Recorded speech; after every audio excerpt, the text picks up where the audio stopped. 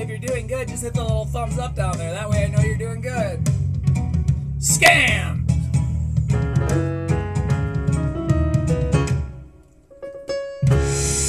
Boy, we had a lot of responses in the comments. So full disclosure, I'm like a week ahead of you right now. Which is to say, upon recording this, I've been reading the Stavros Halkias left-wing, investigating the Stavros Halkias left-wing grift comments. Which is, I suppose, a venue of what I will refer to as mixed reviews. Mixed being being the perfect and very important description, because usually when I say polarizing things, when I say polarizing things in my titles, most of it's bad. I got my homies, shout out. I got my homies who are cool, say nice things and productive things and contribute to the grander conversation. But most of the people are very understandably pissed off at me. They're mostly coming in to stick up for a dude they like. I get that. I get it. I know what I am. I know what I seem like. And I get why you think I'm just a hater or that I'm trying to break down the people that you enjoy, the entertainers that you enjoy. But no. For I will stop the moment I truly believe I am not on the side of good. And if I'm wrong, I will admit it. If I go too far, I may well apologize. But that's all I've written. Critical Leaks! We're the bottom of the barrel, folks. Sit, and overanalyze professional jokes. Oh, it's a big one, boys. It's a B-I-G one. In a B-I-G way. Because you see, today is the day we finally review the Tony Hinchcliffe special, Man of the People. Let's give that more of a resolutory punch, please. That's good. Go back to the minor for me. And resolve it one more time. Why don't we just make that the A major? Perfect, thank you.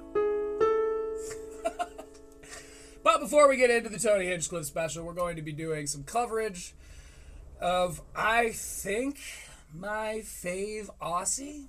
Maybe. You know, I don't know the origins of every person that I like, so maybe I like some Australians and I don't even know about it. But I think this is my favorite Aussie. Now, you're probably asking yourself, Jippo, are you vamping because you accidentally just exited out of the tab whereon James Donald Forbes McCann was, yes I did, I exited out, but I've unexited out, and here he is on Belly of the Tiger, Bobby Kelly's cast of Pod, and nothing really groundbreaking here. I have some fucking crazy Allen shit coming your way. Probably not today. We're going to do a whole episode about it, but I've been digging, and I have found something that isn't dirt. I don't know what it is. I'm no archaeologist, but there's something down there. Anyway, James Donald Forbes McCann, who just refuses to admit that he's nice. James, we know you're a kind, sweet boy. You're a father of four, James. We don't need you to be playing Tony Hinchcliffe hardball with us, bro. Just because we Americans seem like we're mean, and, well, we are, it doesn't mean you gotta be like us, man. Take the higher road. You guys have roads in Australia, right? Woo! It's gonna be a fun one, baby. Hi. Hi. My friend Ruby.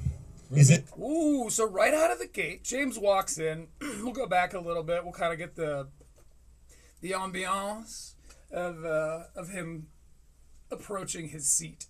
Now, if you haven't seen, the Tiger Belly room is crazy. It looks like a spoiled rich kid's room after his parents passed away.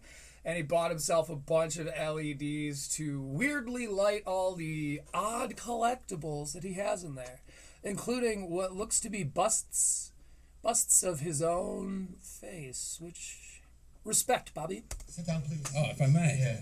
Oh. You may not. I also think your face is a bust. Yeah, I'm on you may fire not. today. Hi. Friend Ruby. James walks in and he sits down. Bobby goes, "Hi." Totally normal stuff, Bob. Goes, "Hi." And James Donald Forbes McCann goes, "This is my friend, Ruby." Your off-cam friend? She said, "No one saw Ruby."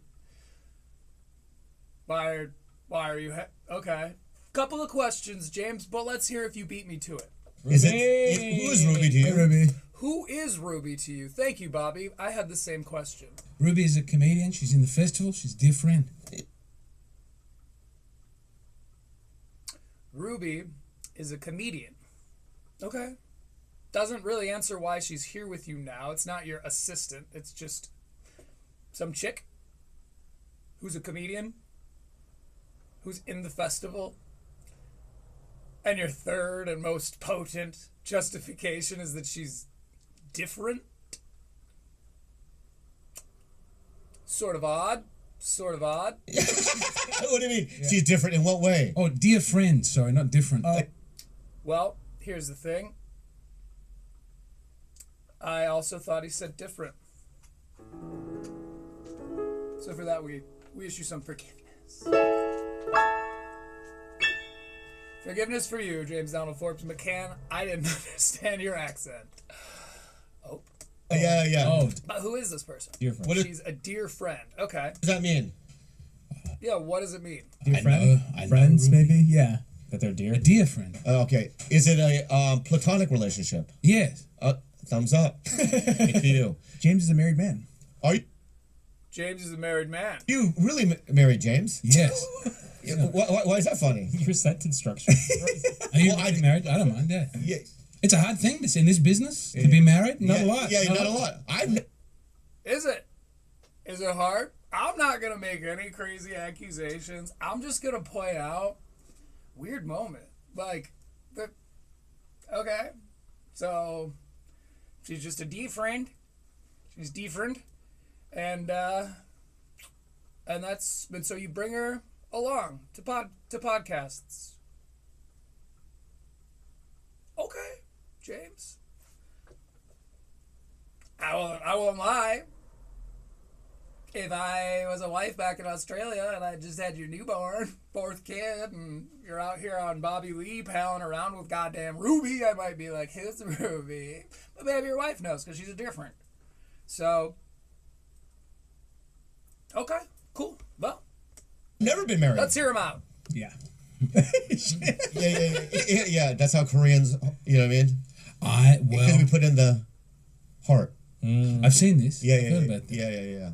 I went to a Korean sauna recently for the first time. Ooh, quite a dog leg there. Quite a subject change. Yes. And I thought it would be an odd sexual vibe because of the nudity. Yeah. And it kind of was. No. Cool. Cool. We're going to jump up to 1803 here. Man, it's going to feel good to get back to covering some comedy specials. I've had a real riot doing all this comedy commentary coverage stuff, and I'm going to continue to do it. But as I've said before, to me, it's sort of junk food, and it's easy to make yourself feel sick if you just eat too much junk food. And really, no one likes to watch a guy just stuff his face full of lard. I love the taste of the lard, but I don't want to make the lard eating my identity, lest I lose my own health to it. So it's been fun. I'm going to do more as we go. Like I said, I got some Alan stuff coming up for you in a few weeks. I got this thing with Redact going on, and I don't know. I don't know what the end of that looks like. Maybe if he calls me a loser or, you know, the lowest bottom of the barrel and uses my face or something, then I could die a happy man with regards to my relationship with Redact. I'll probably still keep fucking with him, but not all the time. This way we can still do our writing exercises, we can learn, we can educate ourselves, and then, you know, we'll make fun of people in the interim. So this next time code at 1803, James isn't super stoked with being booked on only Tiger Belly. Let's hear him out. What are you looking at? I'm looking all around. Yeah. I'm looking all around. It's funny. Okay, as per usual, James, you made me giggle a few times. I know smart people who like James. Donald, Forbes, and McCann. I don't think he's bad. I don't like him because I think he's lying about being nice. Yeah, it's a lot. He's not a left-wing grifter. He's not one of the, like, you know, diehard Austin guys. There's no real reason to, like, go at. It just bothers me that he's being disingenuous about being a sweetie. To look at. So, James. Or he's a prick, and I don't feel bad at all, so. Thanks for having me. Thanks for being here. I can't wait, and we check. Still on the side of good. I couldn't wait. Well, look, I'm happy to do it. I'm happy to do it. I think Santino's having me on in two. I don't know why I couldn't do the one with you two together and we save everybody time, but I'm happy to do them separately. You kinda made that weird, James. He's like, look, I tried to get on Bad Friends, but couldn't get on that, so I guess I have to do the two of your podcasts individually, which seems fine. Okay. Me on in two. I don't know why I couldn't do the one with you two together and we save everybody time, but I'm happy to do them separately. I know I got to work my way up to have you in the same room together. Well, that's, you know. Huh? He's got to work his way up to doing the same room together. That's unfortunately. I'm being gatekept. No. I'm being gatekept, he says. This is also just another weird non sequitur provided by James Donald Forbes McCann. What? Okay, like you just calling him out because, I mean, I like it personally. As a guy who covers these podcasts, I love when somebody speaks their actual mind, isn't just playing, you know, koosh ball. Wait, what do you call it? Wiffle ball. You know, they're playing good old American, or in this case, Australian hardball. That's unfortunately the wrong way to think about it. Okay. You know what I mean? Tell him, Bob. And there's two things. I wanted to address the spa thing, but I'll address this first, and then I will go back to the spa because my mind works that way. Okay. Cool. My mind also works similarly. Oh, actually, no. My mind does the thing where I'll talk about a thing, and then a different thing, and then I forget about the first thing. That's my bad. Similar, though. Similar. Okay. Number one, we rarely have guests. Okay. You know what? We're going to do it. We're going to pull up the Bad Friends YouTube here. Excuse me, Witchup. And it's true, they don't always have celebrity guests. But now I haven't watched this in a few months. I go through Bad Friends phases where I'm like, oh, you know, I'll give it like 6 months where I won't watch it, and then I'll watch them all while I play my PUBG and do my writing. So a day ago, they put out one that has Felipe Esparza, who's funny. I can't remember what show he was in that I used to like, but he was in a show. It might have been Superstore. In fact, I think it might be Superstore. Oh, and Ralph Barbosa. Okay, cool. Well, I mean, you know, the week before that, it was Eric Andre. Well, the week before that's Bert Kreischer and Eric Andre. Doesn't look like there's a guest on this 10 days ago episode. But even on the episodes where they don't have like celebrity guests, they'll bring on one of their like intern/producers. He teaches a class at some course at some college somewhere. And he'll bring his students in and then they'll interview him.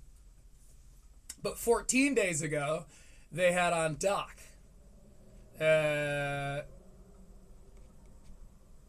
You get it. Now, they're sort of few and far between. A month ago, there was Jake Shane. Like, yes, they do. They have them on more frequently than I think Bobby is letting on. That said, Tiger Belly, let's count them individually, has 1.02 million subscribers. Quite a lot. That's a lot of subs. That's a lot of subscribers. However, Bad Friends has 2.43 million. So why is James bitching? Well, because he wanted access to a bigger crowd. He thinks he's not big enough, and he wants to passive-aggressively call that out. Which is a little antithetical to my theory on James. We'll just say he's pretending to be a bitch. He's not. Bad Friends. Yes. Yeah. Both our podcasts, individual podcasts, are guest-driven. Yes. Right? So that's why you're doing probably... Have you done Whiskey Ginger yet? I have not. But you're doing it soon? And I might also say this, I think it's odd that there are about 5 podcasts in all of Los Angeles. Yeah. And between the two of you, you've got 3 of them. Yes. Yeah, it's funny. It's almost like everybody left because you and your friends, Jamesthin. What's this? Oh, thank you so much for the chat. I appreciate you relentlessly praising me. Oh, wait, no, that's his AI viewers. Oh. I thought it was like, aye, viewers. Like, we're having a good time. Yeah, it's odd. Yeah. But what I'm saying to you is that once you do both, yes, and then you'll do you understand? I understand. Hey, I'm You just gotta work your way up, McCann. just happy to be here. Yeah. If this is where it I'm ended, just happy to be here. It sounds like it. It's like you're not. if this is where it ended, Yeah. it would have been. It's a great never gonna day. end. You and I were never gonna end. Can we go back to the spa? Okay. Okay. There was a man followed me around. Made that weird. Made it weird. Okay. I don't really care about the spot. We're gonna go to 33. I asked you, but it's fine by me. 33. Done. Let's move on. No, I want to know. Go ahead. I want to learn, and I'm learning today. Go ahead. I like this.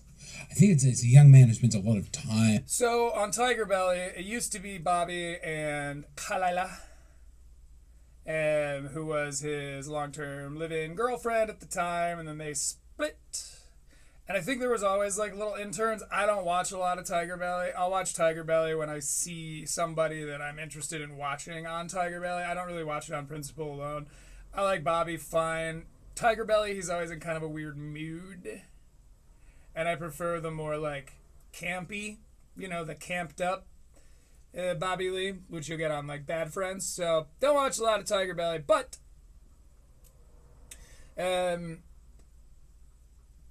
so what they'll do is they'll sit there. Now it's Bobby and guest. Sometimes Kalila will come in, but the comments go nuts. To the tune of, let me drop down here real quick.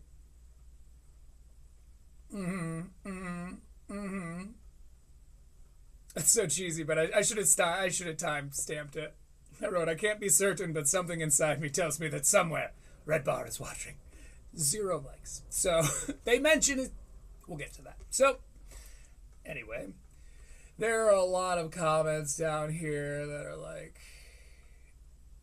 yeah, we're just glad Kalila's not here. Where the fuck are all those comments? They didn't get deleted, did they? Can they even delete them? I think you can delete here. Okay, right here. No Kalupi, I click.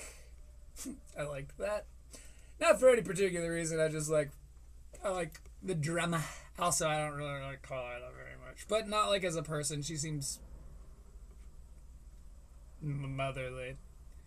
Yeah, anyway, so there are some comments down there. I remember a higher concentration of them than I was just able to exhibit. But, what are you going to do? And masturbating and thinking about what to masturbate Okay, about. no, it's way more than that. Okay, I don't know. So what we're about to find out, alongside James, Donald, Forbes, and McCann.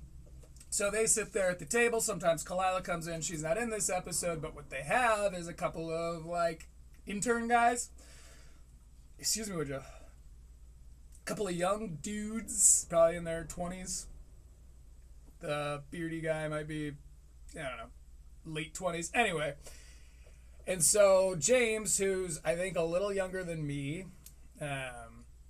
so Unk status, I believe they were at one point saying, and Bobby, who's older than sin itself, they're not really sure what the term gooning means. Now, this has been a point of confusion for a lot of people, so let's hear the zoomer out. If I want to know, No, let's move on. Let's move on. No, I want to know. Go ahead. I want to learn, and I'm learning today. Go ahead. I like this. I think it's a young man who spends a lot of time masturbating and thinking about what to masturbate Okay, about. no, it's way more than that. Okay, I don't know. He's a younger generation. Is it not like? He's a young man. Is it not doom scrolling pornography? That could be considered modern gooning, but the What original. the heck are they doing now? I like the history of gooning. Yeah. Real old school gooning is when you have multiple screens of porn playing all the time. So you'll have a goon cave. People similar to this where we are right now. Almost. This is not a goon cave. It could be though. Why? If you had a lot of pornography up, and instead of all these, He doesn't. I don't. But if you It did, seems the operative change. Yeah. it's like a separate room where you can create. This could be a museum if you had Rembrandt and, you know what I mean, Picasso on the wall. I mean, like, you could go on and on. You know what I mean? It's like, what the fuck are you talking about? It's that your room seems like a room wherein a man probably has done a fair amount of masturbatory massages upon themselves. Thank you. Thank you. I didn't like saying it, but It could be a bathroom if you put a toilet. Yeah. And That's you what I mean, basically some watch like a lot of green multiple screens and a high volume of pornography for a long period of time. So with gooning comes like edging, where you're edging yourself, where you're masturbating yourself for. okay, that's enough of that, boys. But James Donald Forbes. Oh, right. So we got to get through this because there's another point of interest here on this time code. You see how I'm a little bit more descriptive with my time codes? We're all learning together, my friends. You know, hours. Okay. What happened to just coming? I know. How old are you? Come on. Oh, 30-something. Yeah. Yeah. Oh, you.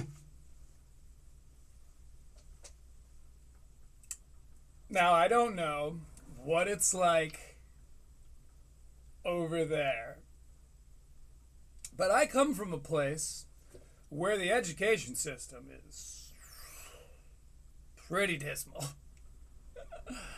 Pretty bad. So, far be it for me to judge, but what does he mean he doesn't know his own age? I've never heard of that. Now, I suppose if you were an orphan dropped off on the doorstep of the Three Sons Orphanage in the Water Scarlet, no way of identifying yourself, just a name, James Donald Forbes McCann, written on a tag, stuffed into the side of your swaddle. Maybe, but in that case, would you even really know the year you were born? The answer is yes, because if you were just a little baby and you got dropped off on the steps of an orphanage, then they would probably assume you were born that year. So, point being that James Donald Forbes McCann knows what year he's born. He's just forgot to stop counting in the last 10 years? I don't know. I mean, I guess it's age can be weird. I think that's a weird. And this is just me, but what I think that is, I think that's James trying to seem artistic, which is weird because I think he plays the organ and writes poems and shit, which in my opinion is probably a little bit more on the artsy side than being a guy who's like, oh, I don't know how old I am. What year were you born in? 91. Oh, math? Even if you don't know what month you're born in, you would at least ballpark, I'm give or take 34 or 35. I don't know. And then you follow it up with a story. unless you're trying to seem mysterious, unless you're cultivating some false aura, unless what you're doing is literally just like trying to seem exotic. I don't know. I don't know what the hell that is. There's not really a precedent for this in my experience. I don't have something I can point to. I've always got a little, hey, I was on the road once, or hey, when I was a hillbilly, or I've got plenty of stories. None of them cover this at all. He doesn't know his own age. Okay, we're going to move on, but what the flying fuck? Just coming. I know. How old are you? Oh, 30-something. Yeah. Yeah. Oh, you won't say the name. Oh, I don't actually. I don't know. 35, maybe 35. Okay, maybe. Oh, I don't know. So you won't say it. Oh, I'll say it if pressed. I want to be mysterious, not rude. I want to seem like I'll be rude, but not be rude. I was like, that's okay. So you do know then, right? Let's say 35. Now, he's pretty close to right, probably, right? 91. So, is he just going to continue to say 35? Let's just, as somebody who intends on following the greater story of James Donald Forbes McCann, let's just put a pin in this, shall we? This is the kind of thing that has to age alongside us, right? Because in 2 or 3 fucking years, if he's still going, I don't know my age, I think like 35, then we'll have something. But as of right now, yet again, it's coming up all question marks with this guy. And as I said, I think that might be what he wants. 35. Okay. 36, I don't know. Yeah. You really don't? I was born in 91. What's the year? Yeah. You don't care. It ceased to be a huge part of my life, yeah. Yeah, So you're just a guy who at one point was like, what does age even matter? And the guy's like, these shrooms are really good, aren't they? And he's like, no, I'm serious. I think it ceases to be a factor. Yeah, you don't care. It ceased to be a huge part of my life. It ceased to be a huge part of my life.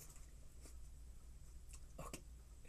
Pretty convenient that right around the age it starts getting awkward to tell people how old you are, you forget.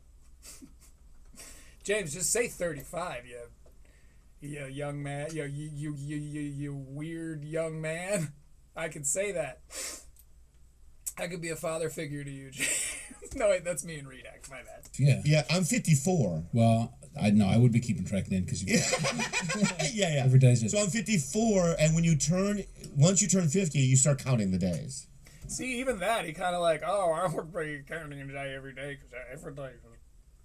He's gonna say every day's a gift or something funny, but he's not actually that mean guy who's like mean guy. It wouldn't be mean. It would be like an edgy mean comedy. Bill Burr, like Patrice O'Neal, call you out on your bullshit, comedian guy.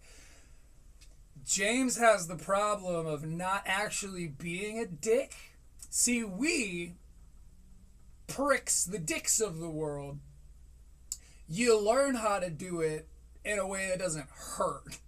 Because you do it too much when you're a kid, you do it, and then you make your grandma cry, and you go, oh shit, I'm sorry, Nana. Like, I was just doing a bit, like, I was just fucking around, like, oh, I'm so sorry, like, and you learn to pull back a little bit. You learn to look for little signs in people, like, oh shit, like, I was just talking shit, but I actually hurt his feelings, like, I'm gonna back off on that, I'm gonna keep kind of, sticking and moving and being fun, but, like, I'm not going to say that to that guy again. But if you grow up nice, you don't get to practice that. So then in your 20s, you decide you're a comedian. I guess, okay, this is another thing, by the way. He says he's been doing it for like 20 years. I think he says 20 years. I will wait till we get there because I'm certain that I time-coded it. But anyway, you wait till you get to your 20s and then decide you're like a smarmy, talking asshole guy. I have a friend who's like this, who's always been a sweetie, and then he got a new girlfriend, and he decided he was like a hard ass now. And he would say some shit that's just like, bro, what the fuck? That was just mean. Like, and unfortunately, when it's one of your friends that's doing it, you you kind of have to be careful about like hitting them back with, you know, because you don't want to like actually hurt their feelings because they're not a shit talking prick like us. They're a nice guy who's dabbling in shit talkery, and that's exactly what this trail off of James really smacks of. Is someone that's like, well, I mean, you're 54, every day's a gift, bro. Like, but it's not what he does. He goes, oh, it'd be terrible, and you're every day. He backed off. Now, was this the authority of Bob? When Bob started talking, James was like, oh, okay. I don't want to get invited on to bad friends. So I'm 54. Well, I know I would be keeping track then because yeah. every day's So I'm 54. what more can I say? James, you're nice! And when you... I'm not going to start yelling. It's too early to start yelling. My blood pressure. Once you turn 50, you start counting the days. But I'm serious, like that's crazy that he doesn't remember his age, and then a bonus of like, oh, this is just proof. This is proof that you're sweet, and you're dabbling in being an asshole because that's what was selling and kind of contemporarily is selling, especially, you know, the like, that savvy shit talker goes real far. You know, can go a long way in the realm of the dogs, I imagine. And since they make up 98.99999% of your audience, I don't blame you for trying to act like a cool shit talking guy, but you're not very good at it. You'll either say things that are just like mean, or you won't know when you're just being funny, so you kind of split the diff. And, well, and that's how you rack yourself on a board slide, bruv. Okay, this is called L.A. Cope. It's a very, it is a very podcast cringe-esque time code title. By the way, shout out to my homies for going to bat for me in the comments the other day, because that, last week or whatever. Because that dude was like, this guy kind of rules. I wish we could keep him. If I had a fucking Ultra Ball, I'd have thrown it at his ass. Because he was like, this ridiculous title is too much. It's either rage bait or you're an idiot. There are no in-betweens. And one of my fucking cool-ass homies was like, bro, we exist in the in-betweens here. Let it breathe, my man. Like, that's a cool response. Very cool response. And it was funny because I got in. I was like, well, I'm so glad you said something because I don't know how to run a channel, and I've been dabbling in all this, clickbait and stuff, so I can see why this was real upsetting for you. And, if you ever have anything else you want to say, go ahead and feel free to chime in, okay, well, thanks a lot. Now, was I kidding? No? Yeah. We'll never know. Blaze gone to the dogs and blah, blah, blah. No, I wasn't kidding. I'm actually mean. It's a motif. Listen, yeah. Hollywood Hills are quite nice. Hollywood Hills are quite nice. They are very nice. They're pretty nice. It is nice. It is. So what they're saying is like everyone's always dogpiling on LA, saying it's a shithole, and that we've got like a square mile of nothing but like state of nature homeless people out here mad maxing on Skid Row, but it's like that's one spot, right? Like, why is everyone always dogpiling on LA? I really, short of that Charles Manson stuff, Yeah. and the threat of bushfires, Yeah. In the hills. I see a lot of happy, rich, nice people. Yeah, yes. It's a very nice neighborhood. I don't know what's happening down in the plains, and I don't much care to. Yeah. I'm in when you say plains, what do you mean? The greater flat. Los Angeles flat. Yeah, where those movies came. Yeah. I mean, like Color. I didn't know it was called. It's called Skid. It's its real name. Skid Row, yeah. I thought that was a derogatory expression. They actually called it. Yeah. Skid Row. Yeah. Have you been there? No, I realized I came very close because it was at Union Station. Union Station, huh? I, from Union Station, LA, walked out to the coast and then up the 101. And, I had a job in Northern California. Don't worry, I'm writing it out. But it was interesting because the like second time I'd ever been to LA, this was like LA fucking proper, bro. Like, so we get off the train. I've got my big backpacks. Fun fact, little tip for you. Now, don't take it out of a parking lot because they'll really fuck you for that now. But a shopping cart really is your best friend when you're if you're backpacking, if you're roughing it, if you're out there, leather tramping as they call it, when you're just on your boots. Excuse me, would you?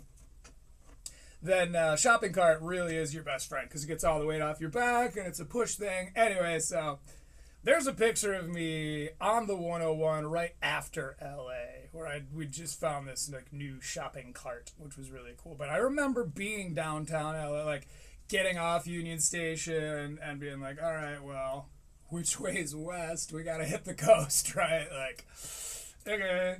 So we're walking, and it is sketchy as fuck. And I remember the person I was with, my road dog at the time, she was being, we were drunk the whole time, but she was being like, being loud and fucking ridiculous as shit.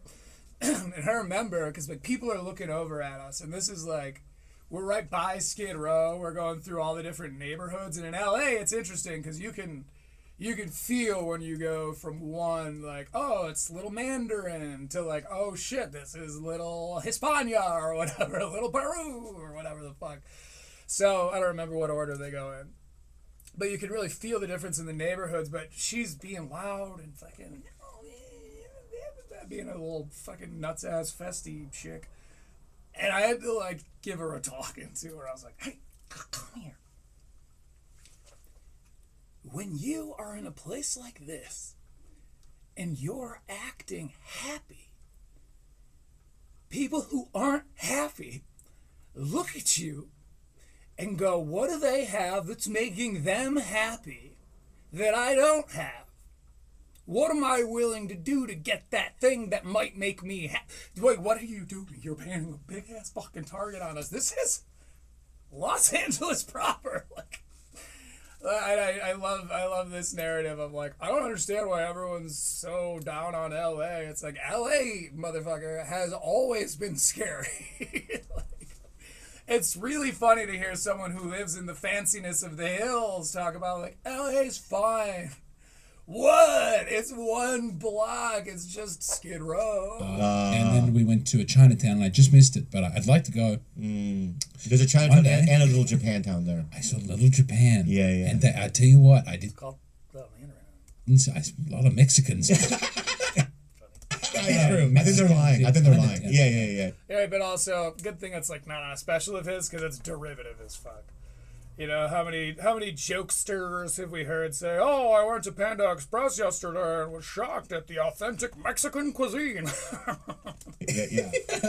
But it's actually probably better. TM. You know what, it drives me crazy when people are like from out of the state, look at LA. Yeah. You know what I mean? It's in the dirt and they just show Skid Row and I'm like, yeah, I've never even been there. Why would Rich Bobby Lee ever go to Skid Row? Here's the thing, people from LA who are making this point. I'm very pro-California. It's the most beautiful state in the union, period. Anyone that wants to debate that with you has bad taste, is allowed to have their own opinions, or a third thing. So, there are no in-betweens. California fucks. I'm not an anti-California guy, but I'll say this. People from LA, not everywhere has a Skid Row. Like, for you to be like, sure, but it's just Skid Row and it's 18 blocks in both directions. Oh, big deal. It's like, somewhere in the middle is true. There are some in-betweens here, right? Because it's either, it's not Mad Max like Joe Rogan tries to pretend it is there. Not all of it. Probably, so far as I've seen. Any reports I've heard from people from LA, it's not like, it's goddamn doomsday here! It's not the apocalypse Joe Rogan's trying to make it out to be, while simultaneously ignoring the fact that apparently 6th Street is a hellscape. And I don't think it's fine, like Bobby's saying. I think there's probably somewhere in the middle. They probably have some real issues they're going to have to sort out. And good luck, because they're on that West Coast shit. So it can be really tough to have like a straight up conversation with someone who's like on that West Coast shit. And if you're from the West Coast and you don't know what I'm talking about, perfect example. I wouldn't even be able to even know, like, if somebody was like, hey, let's go check out Skid Row. I wouldn't be able to even tell them where to go really specifically. It makes people feel really good to talk out. Bobby's so rich, he doesn't even know where the poor people are. Not that there aren't things to talk down about LA, but You know, people would always tell me Malibu was on fire. Yeah. Oh. It's all been destroyed. I went to Malibu. Yeah. I'm not going to lie. I was on the road and I happened to, I was talking, it was this obviously same trip, probably the next day, maybe, yeah. And I'm walking up the 101 and I meet a moondog, which is a surfer hobo. So, like, he, like, stashed his board under one guy's porch who was, like, cool about it, and he'd, like, sleep on the beaches. And he told us, this is actually a pretty funny little story. So he's sitting there telling us all about stuff, and he tells us that up in Malibu, on this particular day, there happens to be a killer fucking spread of, like, all the hamburgers you can eat. And it's actually really good because Malibu has, like, that cheddar. So, sweet, we're going to stop by there. But he keeps going, and there's this view, man. And there's a hill behind me. I'm sitting here facing him. My cart is in front of me between the two of us. And he keeps pointing behind me and going, and that hill up there is a beautiful view. And I just keep staring at it. I'm like, oh, no shit, dude, that's really cool. He goes, yeah, look at it. I was like, oh, no, I believe you, bro. I don't even got to look at it. He's like, no, but you should look at it. I was like, but I'm not gonna. Because I'm not going to turn away from my cart and let this, like, homeless dude be like, oh, yoink. So sure the fuck enough, like a mile up the road, we're making our way like toward Malibu to get to these burgers. My road dog realizes her fucking phone is gone. And I'm like, why I freaking order? Like, I'm like, all right, this fucking guy, like, I fucking knew it. Like, never trust anyone, man. And we start turning around because, like, I'm like, I know where he keeps his fucking surfboard. I'm going to sit there and wait. Like, I'm going to find this fucking guy. He's wearing board shorts and he's shirtless. Like, he doesn't got it like we got it. Like, let's get your shit back. And as we're turning around, I see this dude come fucking skateboarding up toward us, and he's waving his hand. And as he gets closer, I see that he's holding her phone. He's going, you dropped your phone, dudes. You dropped your phone. So, you know, be careful who you trust, but guard your judgments.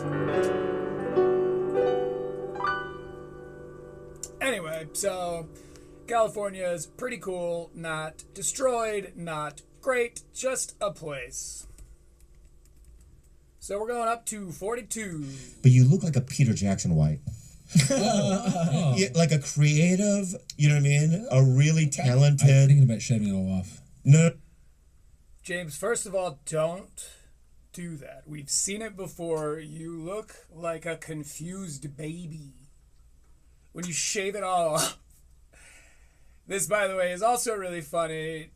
Bobby says you look like a Peter Jackson White. And he does. He's got like the long longish beard, the long hair, and the circular glasses. And we know James loves to work on cooking up some of that aura. So it's probably not lost on him that he's dime store Peter Jacksoning out right now, or Temu Peter Jacksoning out. So not an invalid take from Bobby. James goes, I'm thinking of shaving it all off, and I beg you not to. I'll be so mean. I won't be able to help it. Someone who's always been a prick, we see a guy with that, and it's like, why do that? Or for like some religious purpose, or because you want us to think that like you don't care about your outward appearance, and it's like punk rocker me to just shave it all off. I get it. I've been there. And if that's your journey, it's your journey. But part of it being a brave thing is assholes like me are gonna, we're gonna mock you for it. Also, stolen valor. If you shave your head and you're not bald, No, don't. It might be time. No. Bobby's right. You look like a director. Yeah. I see. You look like a director. You look like. Ooh, James, you're not comfortable with that kind of praise at all. Why? No. You look like a director. Yeah. I see. You look like a. You hear that? You're like, is that fear? Or is that just what you've always wanted people to say? Is that just because when you hear someone say you look like a director, James, you're like, thank you? Or is it like, I can't handle praise? We've talked about people that can't handle praise. James, what is it? Director, you look like you're a very creative person. Yeah. You look like I've never met you before. Yeah. They did like a hand touch thing because they did like the Korean hearts. Korea hearts. Yeah. You seem introspective, and you seem brighter than Shane and brighter than So I see. I know. McCusker, and I believe. This is actually really funny. Dave, now I know. That's why we. No. Right. No, just in. You know, they'll pop off. You'll start a war. You'll start a war.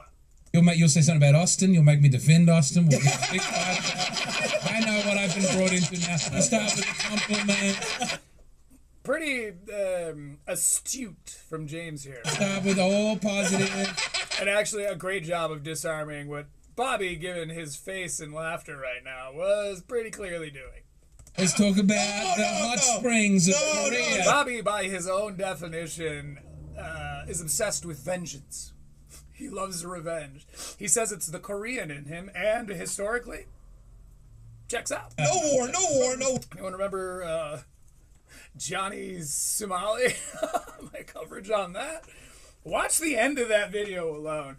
Crazy that none of the people share that part of the clip where the Koreans who hunt him down in the street and then punch him in the face. When he asks, why did you do that? He goes, 'cause you're a n-. But he doesn't say n. He says the whole damn song. I think in some places would be a hat crime, I think it's pronounced. I don't think you can punch a guy and then when they go, why did you just violence me? They go, because of your race, you fool.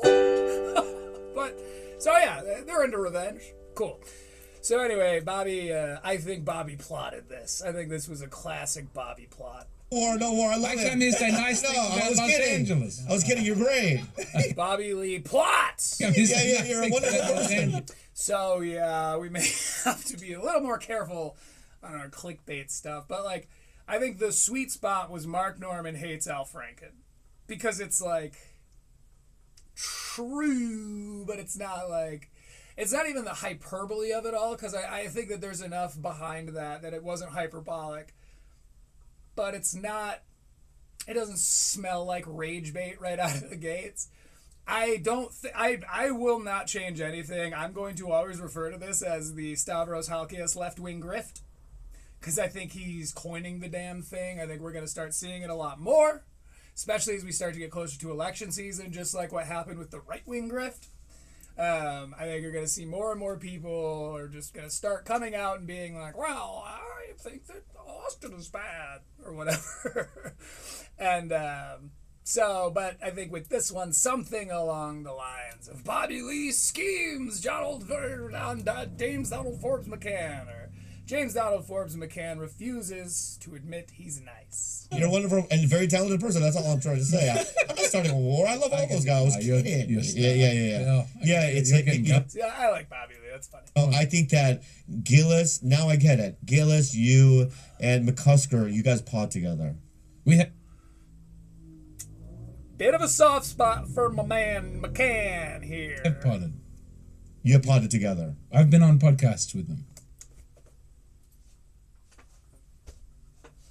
Sort of downplaying your relationship with the Great One, aren't you? The Chosen One? The new King? Don't you exist because of Shane Gillis? Oh, Let's just see what Google AI says. Did James McCann use Shane Gillis for clout? I know what I'm doing. I'm looking for cognitive bias. God damn it, Google AI. No.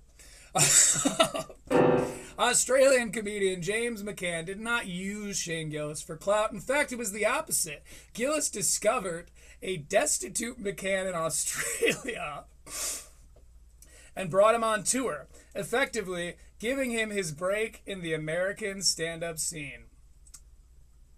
McCann has openly credited Gillis with, quote, saving his life. After arriving in the United States with his family and losing a job, McCann struggled in poverty and had no ties to the American comedy circuit. Gillis took him on the road. Sort of conflicting stories there. So he's saying, no, he didn't use Shane, but he exists because of Shane and has thanked him publicly. Has said, you're the reason I'm alive, Shaney. Oh, Shanus. Are you a regular on that podcast? I don't know, regular. I've done it 5 or 6 times. I've enjoyed doing it. Yeah. James, you twat. Really? You're just, while he's bringing up Shane, you're not going to go, well, no, I don't really podcast it. Shane saved my life. I was in Australia. I would be no one if it went for Shane Gillis. But that's not what you said. You just like, you're like trying to high road him. Like you don't know what he's talking about. But we all know what he's talking about. I don't even know you, dude, and I know that that's your origin story. And you're just gonna bold-face exclude, what do they call that? Bold-face omission of truth him. You're not lying, you're just not telling all of the truth. McCann. Yeah. I like doing it. Yeah. But, you know what he's doing, James. I would say I've seen. I'm in that universe. You're in the... He's in that universe. Well, so he's like aware of them. He's like, well, I mean, we're not like on the same planet or even solar system or orbit even. I would say we're in the same universe. I'm like a lesser Marvel hero. He's kind of the Miss Marvel of the Shane Gillis universe. You little Mary Sue. The Matt and Shane cinematic universe. Yeah. McCann, you are a little bit of a Mary Sue, aren't you? But you're definitely a married Aussie. So why are you palling around with Charlotte or whatever the fuck her name was? Oh, I looked this up. Where's my link? Where my link is? Shit. Ruby was her name. So that's right. For context, real quick, if this is on my Clips channel, then put this back with the McCann stuff, future Jippo. Comedian Ruby, who was on Netflix, is a joke.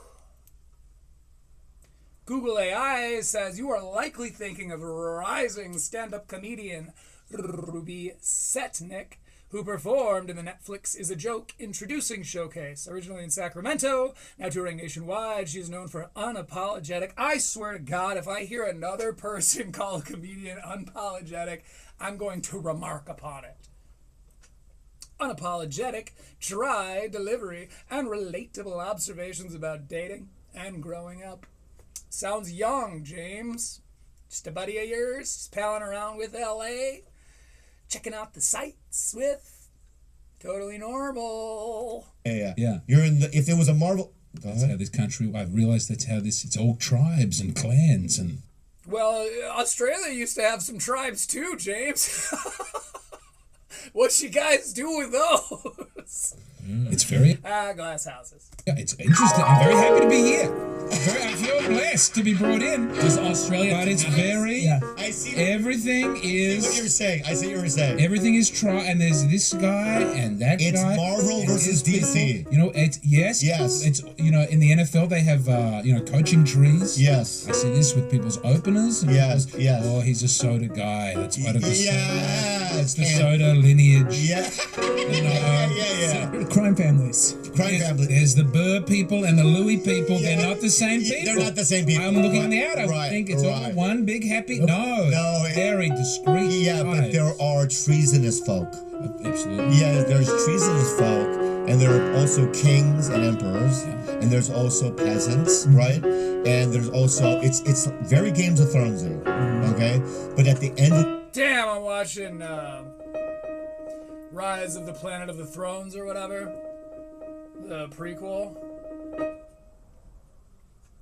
Game of Dragons, whatever the fuck it's called. Pretty good. I've seen it before, and I was watching it when it was coming out with Rings of Power, or like coming out alongside Rings of Power, and I think I was just so jaded on these fucking reboots because Amazon did a dog water job with fucking Rings of Power. So, you know, it's like I think my memory got a little bit jaded. My brain got those synapses a little confused. Because, like, not Rings of Power, Thrones of Power, what the fuck it's called, fucking rules. There's a lot of attention to detail. Apparently they're following, like, the actual book series, which is cool. It just bodes well, because that's when Game of Thrones went off the rails. But anyway, it is a little Game of Thronesy. the day, all hail to the king. Yeah, absolutely. Okay. Who's the king? Okay. Who is? You know. You know who he is. Yeah. All hail to the king for. Say it. Because you're not in you're in the same universe as Shane in that you're in the Rogan sphere. Now. Yeah. Okay, and so I'm Is that an app? Like an app? just. Bobby Hu Akbar. No. I'm just a little. You know what I mean? I'm in charge of a little village. You know, I am. Yeah. You know, It's funny to picture this. I actually kind of like this. And I think so does the intern, too. One of these interns is definitely a nerd. Respect. And he's sitting there just 6 to midnight just from a movie. But he's rock hard on this whole, like, Game of Thrones analogy. He's looking over like, yeah, it is. It is like that. I've always pictured it that way. you know what I mean? Nobody else believes me. Off the I coast. understand. Off the coast. Fisherman. You know what I mean? Yeah. To be fair, that's kind of what brought me to being interested in them. I was like, what an interesting array of caricatures. Characters, not caricatures, like Timmy No Breaks. By the way, I think I need to start reading the AI descriptions of my episodes as like a recap, because AI can make my points more succinctly than like I can. I hear the rumblings, what happens in the kingdom, right? But it's none of my business. Yeah. Okay? And I know You're the who's Hermit in play. Kingdom. What? You're in the Hermit Kingdom over here. Yeah, I'm in the Hermit Kingdom. Yeah. But I'm still a part of the. I love that these two guys are both like nerds, but I don't think they know they can like be nerds. The Hermit Kingdom? I don't know what that's from. It's either a deep cut like fantasy reference, maybe to Game of Thrones or something, or James is just like to get into writing fiction. The Hermit Kingdom is good fantasy. That's good. I mean, there's hack fantasy and there's good fantasy. And there's somewhere in the middle, which is what the Hermit Kingdom seems like. Royal class. Okay? They're And not good, but not hack. so are you. I mean, how much of it comes? His is no king. Not yet. Not now. Not like this. McCann is not nobility in this world. He was a... what do you call that? He's a squire. You're a squire, James. You're squirely. A king was traveling through your poor kingdom on some emissarial tour and picked you out of the muck, if you even have water over there, picked you out of the sand, and brought you to his kingdom, where he then paraded you around and was like, "This is one of the king's men." And now when people bring the king up, you're like, "King? King? I've heard of the king. I think we live in the same world, but I don't really know the king." You know the king, bro. But no, the king... Shit, I fucked it up. There are too many kings here. The New York LA divide to begin with, because Austin is definitely a break off of the LA thing. And Except you and yours are from New York. Well, not you, but your people, your king, is from New York, where he wasn't a king. No, Shane Gillis was in New York. York. He tried out for SNL. It was a whole ass thing. He brought a bunch of, including Lemaire, brought a motherfucking bunch of people from New York. And New York thing a little bit too. People have dribbled out Yeah, of yeah. New York, but yeah. overwhelmingly Yeah. it's an LA. Well, Bobby doesn't agree with this for some reason. I think James is raising a fair point. I've never been to Austin, but seems, well, I haven't hung out in Austin. I got dropped off in and then hitchhiked out of Austin when I was 18. But LA, yeah. Yeah, that's a story for another time. I mean, in Game of Thrones, Yeah. have you seen the show? Isn't it? Yes, but it disappeared from the cultural imagination real quickly. Not from Bobby's. Not from mine. I think I talk about it every week. Yeah. So there's an ad going on at the bottom of this for their own stuff. It says The Bad Game Show. New episodes of The Bad Game Show. Watch Wednesdays on YouTube and Spotify. I like game shows. I go through phases where I can tolerate bad friends, so I think we're all part of, at least for me, part of why I watch. I can't wait for Andrew Santino's therapy to unbutton a little bit.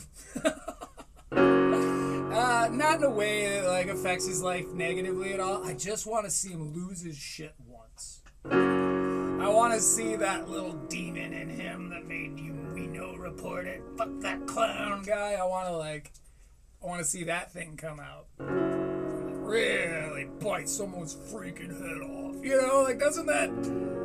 You know he's got it in him. He barely masks it.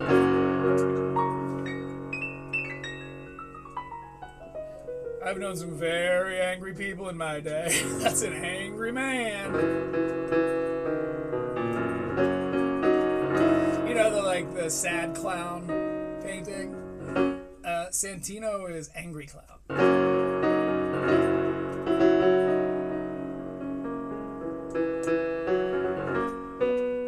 And not like Joker stuff. Morrill.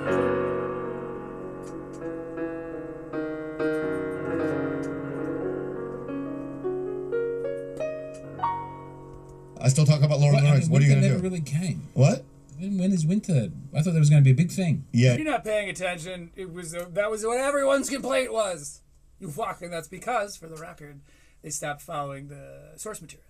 They stopped writing the books. Or excuse me, they stopped going off the books because R.R. Martin was writing them too slow for that TV machine to slow down for. And so it was like, you know what? We got this. What do you mean you dedicated your life to being a fictionist? How hard can it be?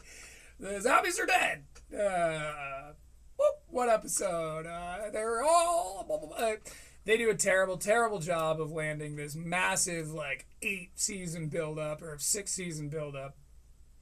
And anyone who's in the least bit familiar with the fantasy realm knows that that's what happened with Game of Thrones. If you've seen it, you should be able to recognize it. You're a director. Oh, wait, no, you're not. You said you're not a director. You couldn't do that. You just look like one. Winter. Yeah. Oh, so Everyone's you're saying saying winter's coming. so you're saying the Austin people are the White Walkers? It's not what I'm saying. Funny turnaround. Is that what you're saying? Potentially the homeless. Yeah. I don't know where I would put them. Actually. Yeah. Might be Dawn. Yeah. But there's 3 and See, he did it the fuck again, where, yes, James, what you were saying was actually funny, but you're like a nice guy, so you weren't really sure if, you should say it. And then you're going to say something crazy to somebody else that's like, Jesus, bro, that was mean. But it's not because you're mean, it's because you're nice pretending to be mean. You're like a baby snake. You don't know how much venom to put out. So when you were like, I would say the homeless are more like the White Walkers, that would have been a fun callback to your previous conversation about Skid Row. It's a perfectly apt comparison. But you petered out again, James. I don't know where Be brave or be brave at it. I would put them. Actually. Yeah. Might be Dawn. Yeah. But there's 3 Empire. We're going back. I want you to hear him start to swing and then kind of Is that what you're saying? Potentially the homeless. Yeah. We gotta go back for the setup a little more. Saying the Austin people are the White Walkers. It's not what I'm. Is that what you're saying? Potentially the homeless. Yeah. I don't know where I would. See, you guys, potentially the homeless people. Potentially the homeless people. That was about to be funny, James. You gotta just be nice, or like be a nice guy who says things like that, and then like, oh, shouldn't talk like that. Like, there's what you're doing is clearly working, so keep it up. But if you ever want old Jippo to give you a nice review, you gotta cut out the charade. Put them actually. Yeah. Might be Dawn. Yeah. But there's 3 empires. That's Dorn. Yeah. Do you think? Yeah, because R.R. Martin's American, right? He's one of ours. Well, I mean, what are we calling Nashville? Is that the sort of that's the sea people who drown each Yeah. Yeah. Yeah. I think they are because there are people there. They're big names. They're big names. Big. Yeah, like Bargatze, who has that game show. My bad, Mr. Bargatze. It's on me. National names. But not a threat. Yeah. They have to join alliances. Yeah. Or they sink. Exactly. Don't you think? They couldn't stand on their own. They can't stand on their own. No. They can't win the war. It's Vanderbilt being their team is interesting. You know, What does that mean? always sort of in the conversation, never going all the way. Yeah. I don't know what Vanderbilt means. Isn't that their team? Their college team. football team? They all wear the V. Yeah. You see them? Nate always with a V. Theo always with the V. Oh, I see. But it's all. I mean, I like Nashville a lot, Yeah. and they're doing it. They're trying, you know, and why not? Low tax, nice place to live. Yeah. Have you thought? I've thought about moving there. Really? Me Yes, you and did. Andrew have thought about moving to 3 different places. Nashville's Austin was one of them. Yeah. Vegas is one of them. I think Phoenix and then We've thought about moving everywhere, anywhere but here. But by the way, here is great. Here, there's nothing wrong with. Why is everyone saying that here isn't perfect? Nashville too. So there's 4. wow. Yeah. They're like literally buying houses and moving out of LA. Can't see you in Nashville. Why? Because he's an intern, Bobby. He doesn't have a fucking imagination yet. His frontal lobe isn't completely grown in. I don't know. Why can anyone not imagine anything? Just a race thing, I guess. Touche, intern. Who is this kid? That was really funny. The only I think maybe the only funny thing he could have said there. That was just like, that was very, very, very, very, very good. Way to get out in front of it. It's not Jaime. It's not Rudy Jules. Petey George. Who's Gilbert? I don't have an Instagram.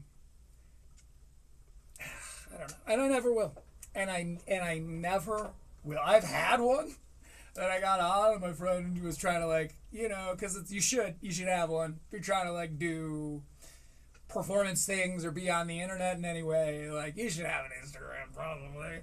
And so my friend convinced me to get one, and he's like, you know, I'll start a new one, and then we'll, like, race to see who could get. And I blew his ass out the water to about 100 or so people, maybe 60 people, I don't remember. And I was like, I hate this. Like, even Facebook, I don't use Facebook. I haven't used Facebook in a long ass time either. I use Messenger, but I don't use, like, proper Facebook. And the most boring part about Facebook was people's fucking stupid pictures. And I guess it's probably fine because you get memes, and my fiance, she uses it, she loves it, she shows me some very funny things on there, but then I go look up their YouTube page, right? Husk. Anyway, I don't know who this kid is. I don't want to go get an Instagram just to be able to follow the dude, but funny retort. Funny retort. I don't know if there's a lot of Asians I over don't know there. where you find this. That's incredible. Yeah. I just didn't know. On the boat again. I'm fishing on the boat again. What do you think of that? Good. I'm a rice boy cowboy. Man, I like it. I would be a hit cowboy. in Nashville. we've got a big Asian population in Australia, and we had, we had Australian Idol, we got American Idol. I know that's right. American Rice boy cowboy Bobby Lee, by his own description, is a rice boy cowboy.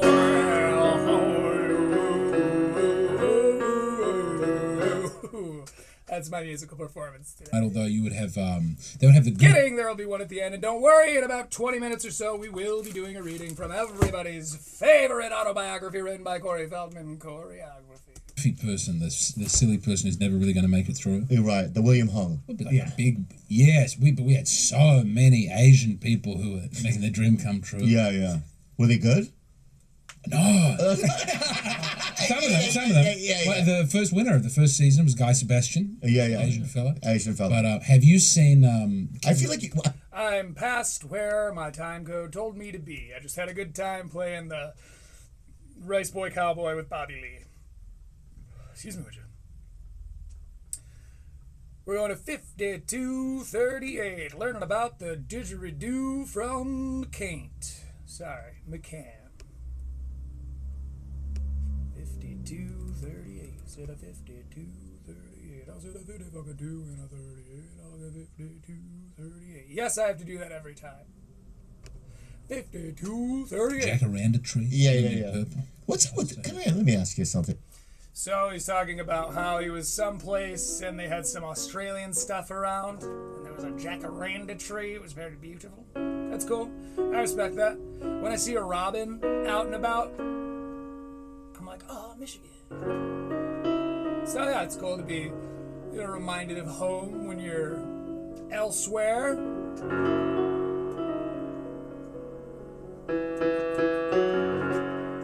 What's up with the didgeridoo? Thank you. What's up with didgeridoo? What's up with didgeridoo? If a woman, I've always wanted. women aren't to play it. It makes them barren, apparently. Okay. Oh, because of all the wind that you must use out of your body to get that thing to. I don't know the fine. I know. Wait, that's real. Yeah, I don't. But Bobby, I saw you reach for the keyboard there. It's what it's for.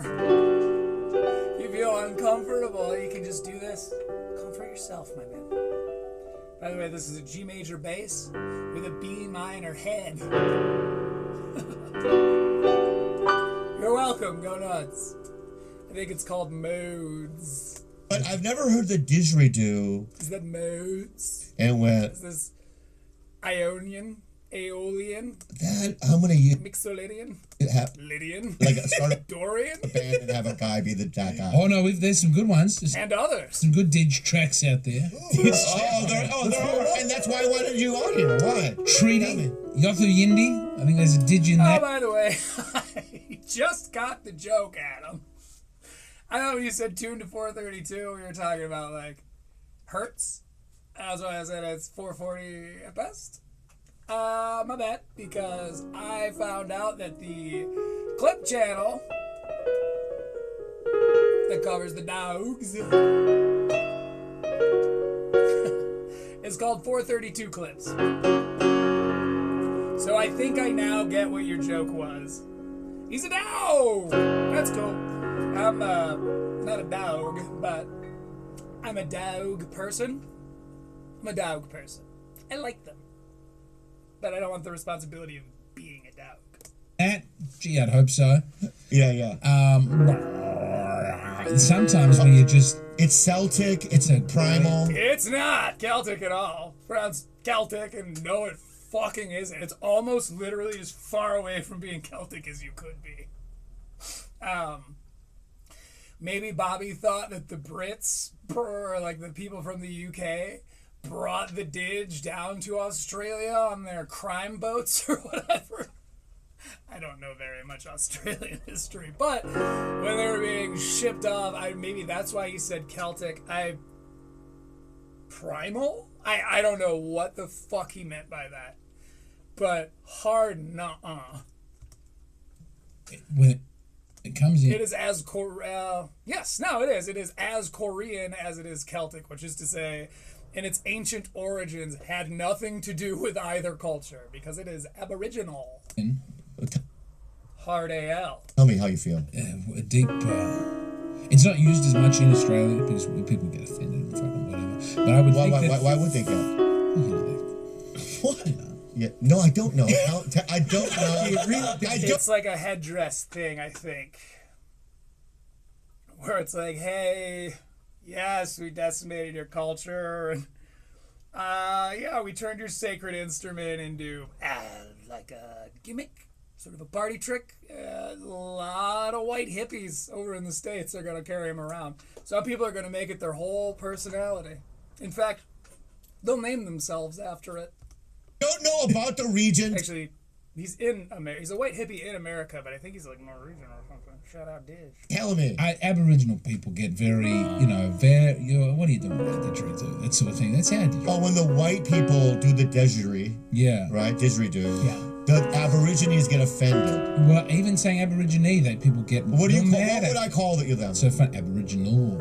See, did you guys see my virtue? I'm signaling that virtue of mine. It's Aboriginals. No, I didn't know that before James Downward Forbes McCann, but because he's actually nice, I know that now.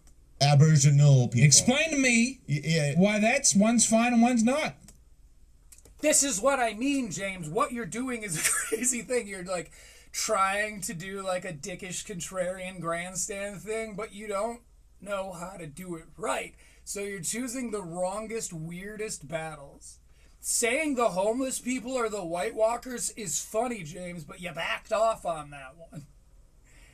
Saying, well, don't understand the difference between Aboriginals and Aborigines. And it's like, you're saying this to Americans where the oldest joke in the world is, oh, I think you mean A. I think you mean big, Like, what do you, okay, we're going to get into the semantics of suffixes. We're getting into suffix semantics with McCann. Yeah. Can't do it. Yeah. I don't know. Yeah, I don't know either. Oh, that fucking flop. And something that will maybe. No, he even looked over at the intern like, come on, man. You can help me out of this. Give me a giggle. Just a giggle. I just need a giggle out of you. And there is no giggle for James. Be ChatGPT or something we could discover. Yeah, I spent hours arguing with ChatGPT about Aboriginal people. You know, See, that's funny. Hours. Yeah. Are Hours. you friends with any Aboriginal people? Yes, I am. Yeah, I bet you are. Yeah. Hello, Craig. Hello, Craig. And others.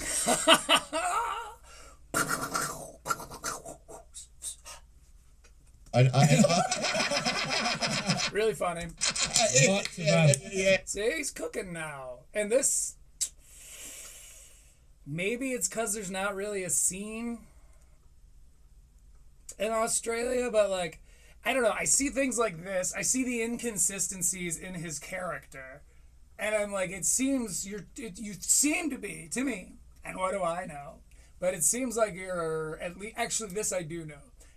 You may not be green to comedy. You've been a veteran for a long time, right? You've been doing it a very long time. You are green at being a dickhead, though. And that's something I know all too well, my friend. 'Tis a fine line. Yeah. What's up with the quokka? okay. Only in Western Australia. Yeah, I've seen it Yeah. live. What's up with it? I have been to Western Australia a lot of times. I've never made it out to see quokka. I never went to the... Quokkas are some really cute rodents they have out there on some island.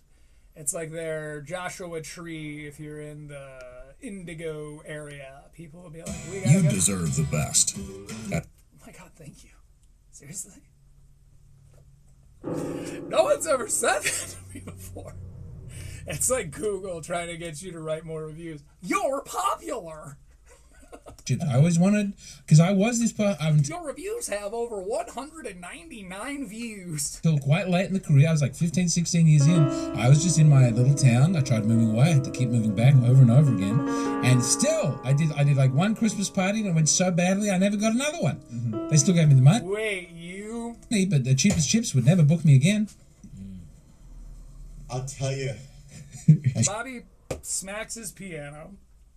Or maybe the table next to his piano. You don't want to smack these.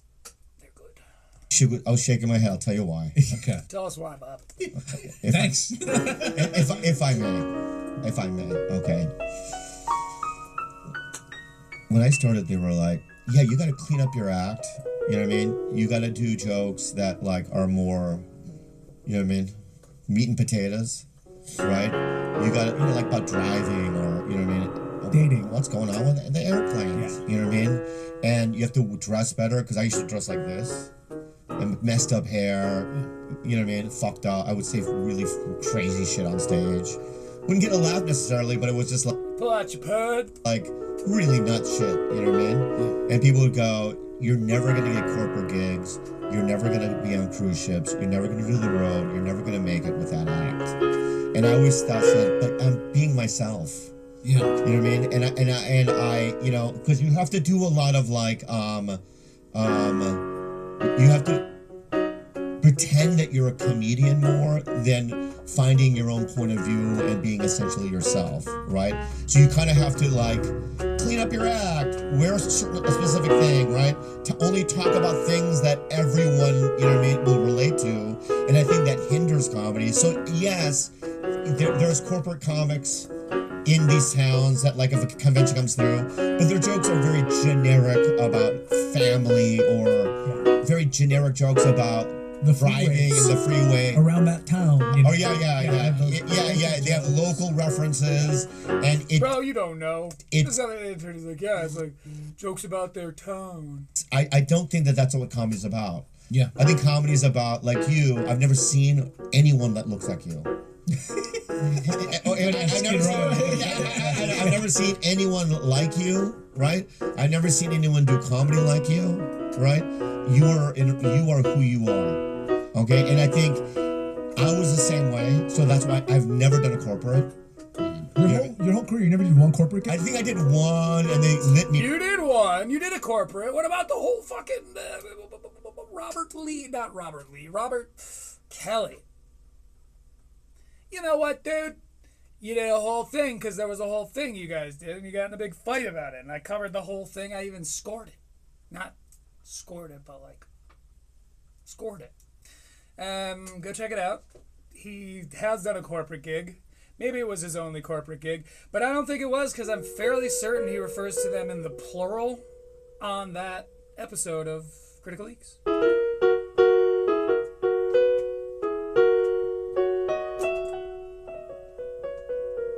Those videos, some of them are doing all right, and here's the thing. When I was making those videos, I was in, so I go through phases. I was in a phase one could only, if one endeavored to describe it accurately, describe it as a pretty heavy wine phase. I was putting away right around a gallon a dash. a couple liters at least. 1.5 at my heaviest. Like I was drinking wine.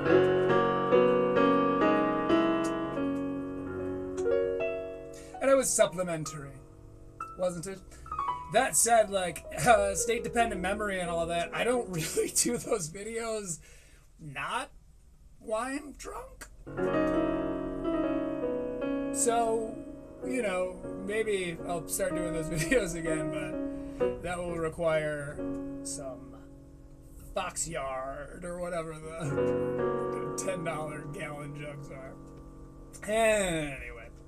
Right away. Oh, so yeah, you have done a corporate gig. You talked about it with Robert Kelly. It's like in the 90s or something, right? You know what I mean? And they were like, yeah, like, get him off. You know what I mean? It was like one of those things. Yeah. And I did maybe 7 colleges, and they're like, no, he's too wild. Okay, he was too wild. Excuse me, would you? Yeah. For the kids. I could see that. Yeah. I would do crazy shit. You know what I mean? Just running around. So what Bobby's saying is, like, when you're getting into comedy and you want to be gigging, what people will tell you, and this is very similar with music, they'll tell you to do, like, covers in music, right?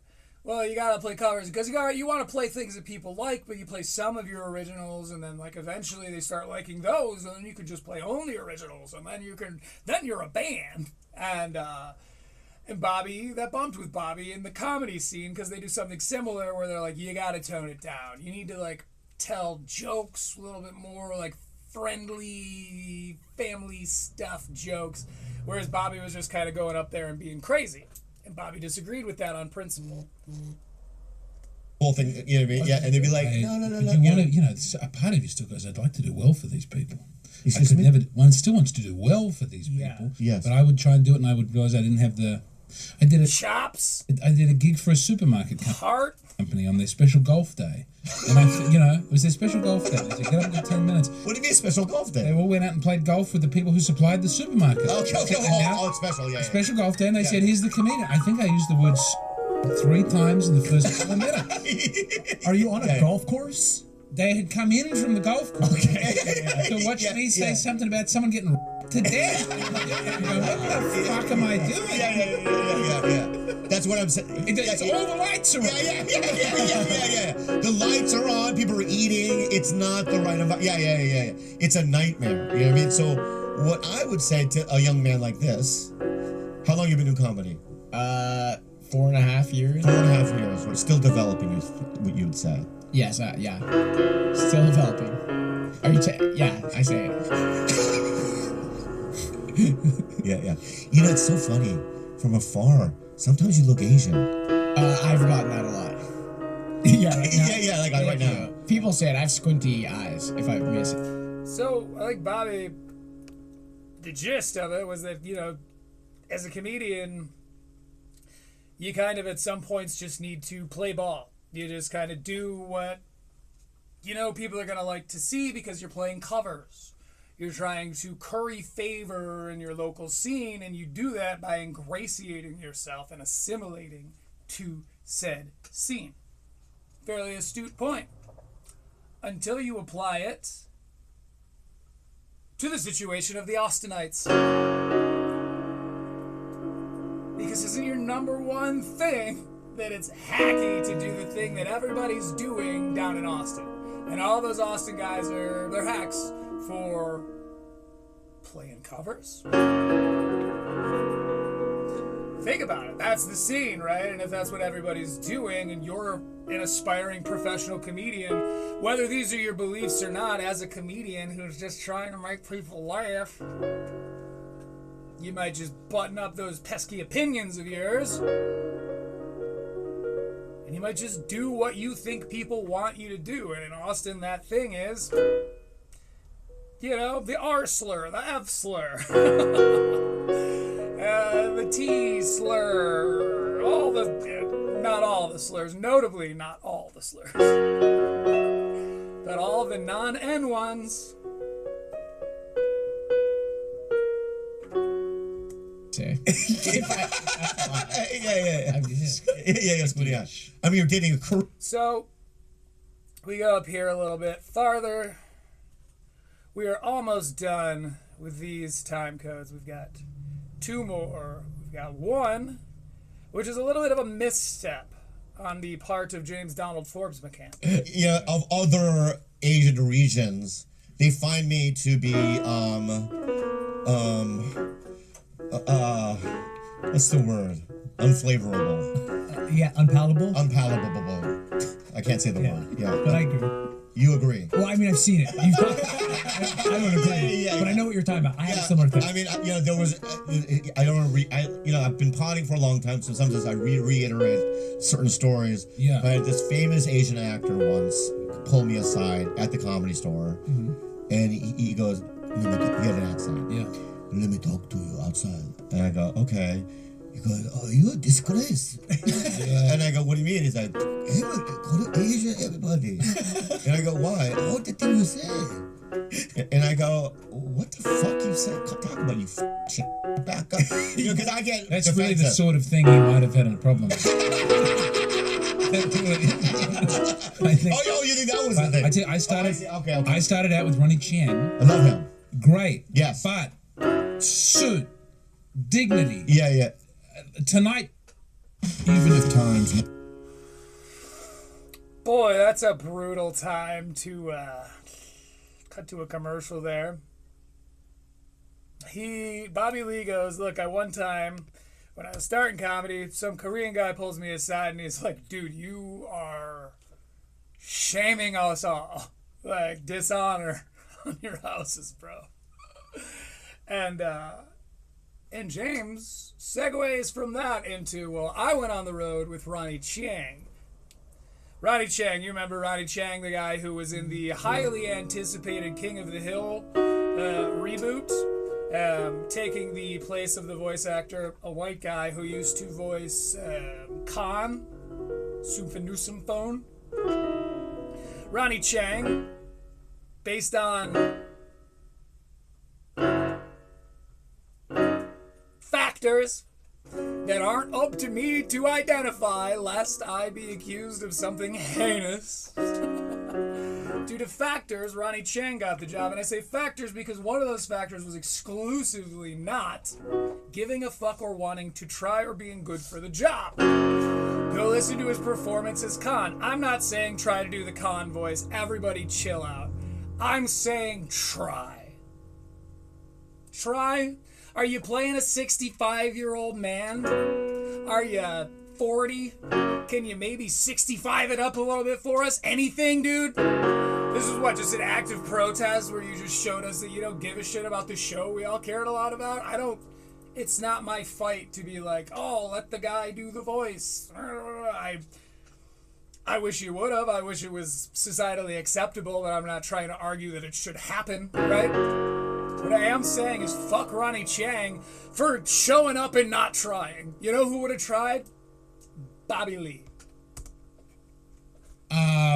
Anyway, so Bobby Lee, if you know anything about him, it's a little bit of a soft spot for him when Ronnie Chang comes up because, if we're being real, even though he's a little younger than Bobby, he is sort of, what Bobby was told he needed to act more like. And because of that, he's very Hollywood. He's in Old Spice commercials. He's flunking out of King of the Hills reboots. Genuinely the worst part about the whole thing. Immersion breakingly bad. Ronnie Chang, everything I've seen him in, his Old Spice commercials and when he completely phoned it in as Sumpanoon, sucks. I've been reading the news. Yes. I was it's very... Yeah. I have my law degree. Yes. What the hell's a lore degree? Disciplined in martial arts. Yeah. The diaspora is very happy to get around. Yeah. If Okay. I was back in the day, right, I would be, you know what I mean, with the rice on the head. Yep. You know what I mean? So, Bobby takes it pretty well. We're going to go ahead and move on just for the sake of time because we have one more time code. And it might help bring my likeless comment below into context. It's or me. It's usually you. Bobby, you're the guy. It's me, Santino, Whitney Cummings, Ali Wong. Nikki Glazer, Ali Wong is pretty much the regular nights. Yeah. But during Netflix week, Okay, so like the Asian comedians thing, which is this week, is everyone. That's why I was gonna take this week off, but they're like, "You want a spot?" And I'm like, "I have to do it." I think. Yeah. I think I have to do it because I'm going to the house for the first time tomorrow. Did you hear the house. about the house? No? Ted Sarandos has a lunch. Okay. You know, Okay, we started a little bit early, so we're going to jump up ahead of this a little bit. Ted Sarandos has a lunch. I could not be bothered to care about that. And I think I was offensive. And anyway, so no disrespect. Yeah. I always Don't just go back a little bit because I want to know what he's talking about. Yeah. I want to MC the gig she did. Yeah. And I didn't do a very good job. Yeah. And I think I was offensive. And anyway, so no disrespect. Yeah. You were offensive because you don't know how to be mean right. There's an art to it, my man. Don't disrespect either. Great club comic. Don't know her. Great club comic. Yeah. Not known for that work. People give me a look, but I'll stand up for it. She was a really strong club comic with tight, punchy bits. I like her. And then what are you talking about? And she did over here. I know, but he's anti everything. Yeah. He's like Red Bar. People don't want to hear it. What did he say? I know, but he's anti everything. Yeah. He's like Red Bar. People don't want to hear it. We have some mixed responses in the room right now, don't we? So Bobby's like, I made a funny joke. The producers are losing their fucking minds. They're back there like, bah, ha, ha, ha, ha. The two interns are sitting at the table. One of them is like mid-clap. Oh, what a joke. The other kids across the table like, I don't really get it, but I can tell it's funny. And then we have little James Donald Forbes McCann. Young man, Janels Dobbs Forbes McCann. Oh, Janels. He's sitting here like this. Let me see if I can chin up a little bit. He's sitting here like this.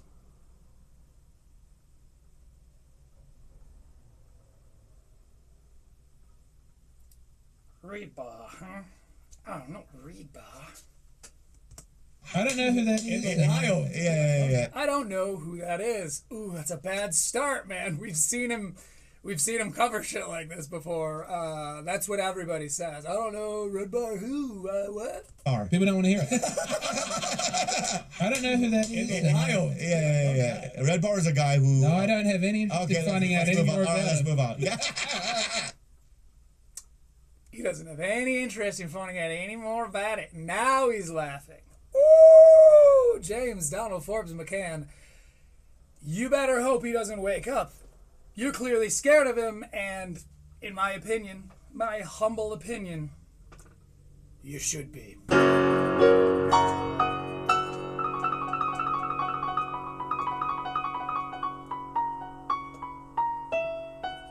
So that's James Donald Forbes McCann on Tiger Belly. Ended in a bit of a red bar. So I'm going to hit the restroom. When I get back, we will be doing a reading from the autobiography written by Corey Feldman. Choreography. Stick around.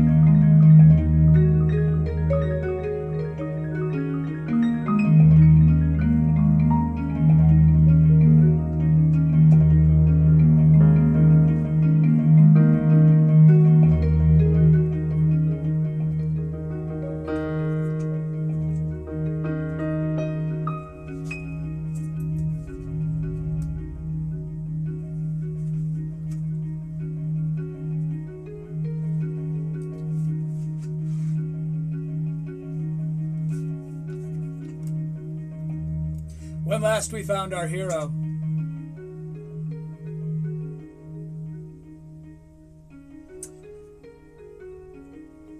Corey has been sort of deemed the new star of the Bad News Bears, which was good news for his family, but maybe not great news for Corey.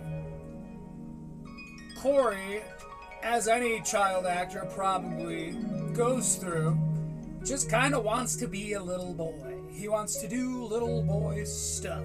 His mom is mentally unwell.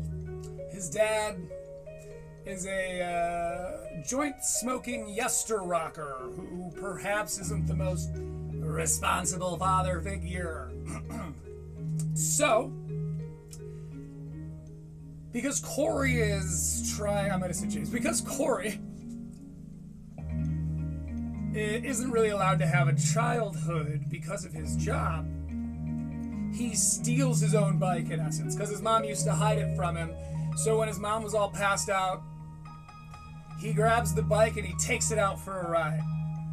Only he falls, and he scrapes up his knee, I want to say, or elbow or something. And his mom was pissed. She said, "You're gonna fuck everything up. I swear to God, if that director sends you home tomorrow, I'll make you wish you were still tumbling down that hill. That'll feel like nothing compared to what I'm going to do to you." So Corey gets to set, and he says to the makeup lady, "Please fix it," I told her, trembling. "My parents are going to kill me if I can't work." California law dictates that child actors can work a maximum of 8 hours a day, 3 of which must be devoted solely to education. For the bulk of the last 2 years, I'd been given a lesson plan from the public schools where I was still technically enrolled and studied on set with a private tutor. Lessons are conducted in a designated, quote, school trailer, or, if there aren't any other kid actors on set, in the privacy and cramped quarters of my dressing room. The mandated 3 hours, however, almost never comes in one uninterrupted block of time. It's broken up into chunks, no fewer than 20 minutes, squeezed into natural gaps in the shooting schedule, in between camera setups, or while other actors are at work on a scene. Occasionally, a really well-organized producer will arrange for my day to be, quote, shot out early, meaning that all of my scenes will be shot one right after the other, so I can be dismissed from set with a full 3 hours or more still left in the day. More often, though, we would wrap a scene and the assistant director would call out, "Okay, Corey. Okay, Corey goes to school." Then I'd stroll over to my dressing room, transitioning from a foul-mouthed little leaguer to an ordinary second grader, cramming for a quiz on consonants and vowels or learning the fundamentals of fractions. Working with child actors is, frankly, a giant pain in the ass. They bring with them a cadre, new word for me, they bring with them a cadre of on-set guardians and labor workers, private tutors and chaperones, all of which are expensive, but if a production is running behind schedule, school time is the first thing that gets cut. Producers get around the legal implications of that through a system called, quote, banking. One day, when you're not much needed, you might go to school for, say, 5 hours, rather than the mandated 3. Those extra 2 hours can then be rolled over, applied to a day when there isn't time for school at all. This jiggering of schedule makes learning difficult, to say the least. Midway through shooting season 2 of The Bears, the producers call a cast-wide meeting on the set of our Little League locker room. We shoot on the soundstage where The Brady Bunch was filmed, but it's now clear that the Bad News Bears will not have that kind of longevity. We've been canceled.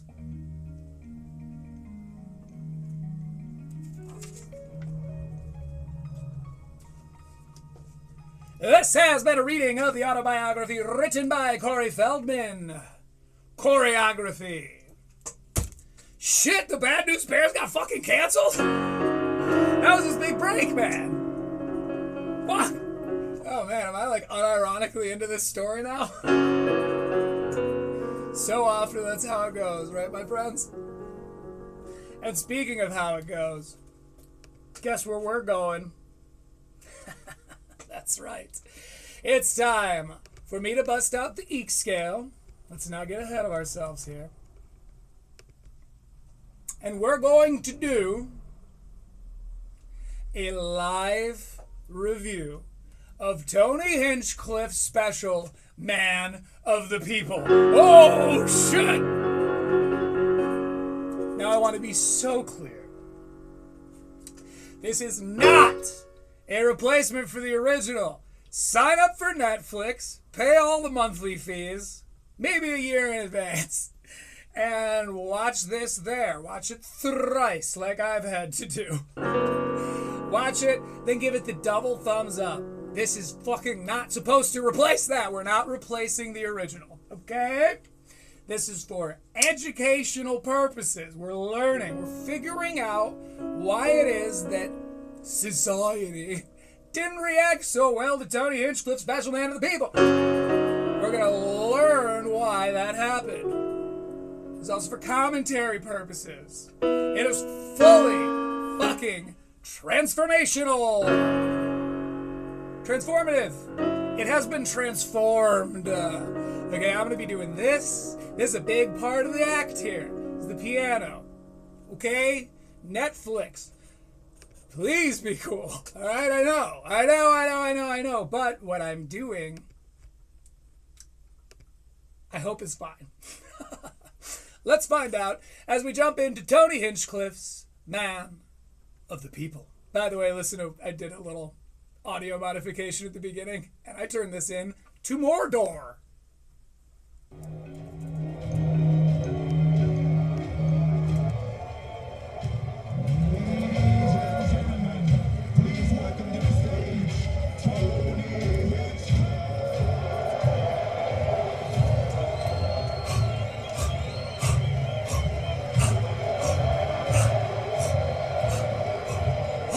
Numpot!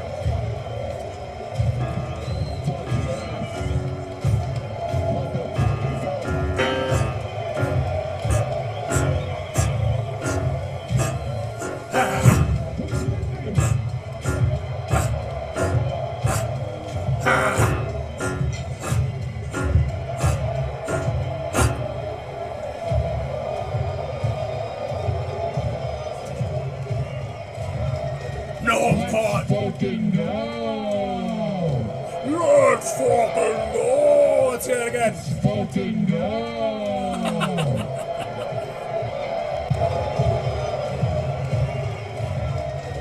Let's fucking go!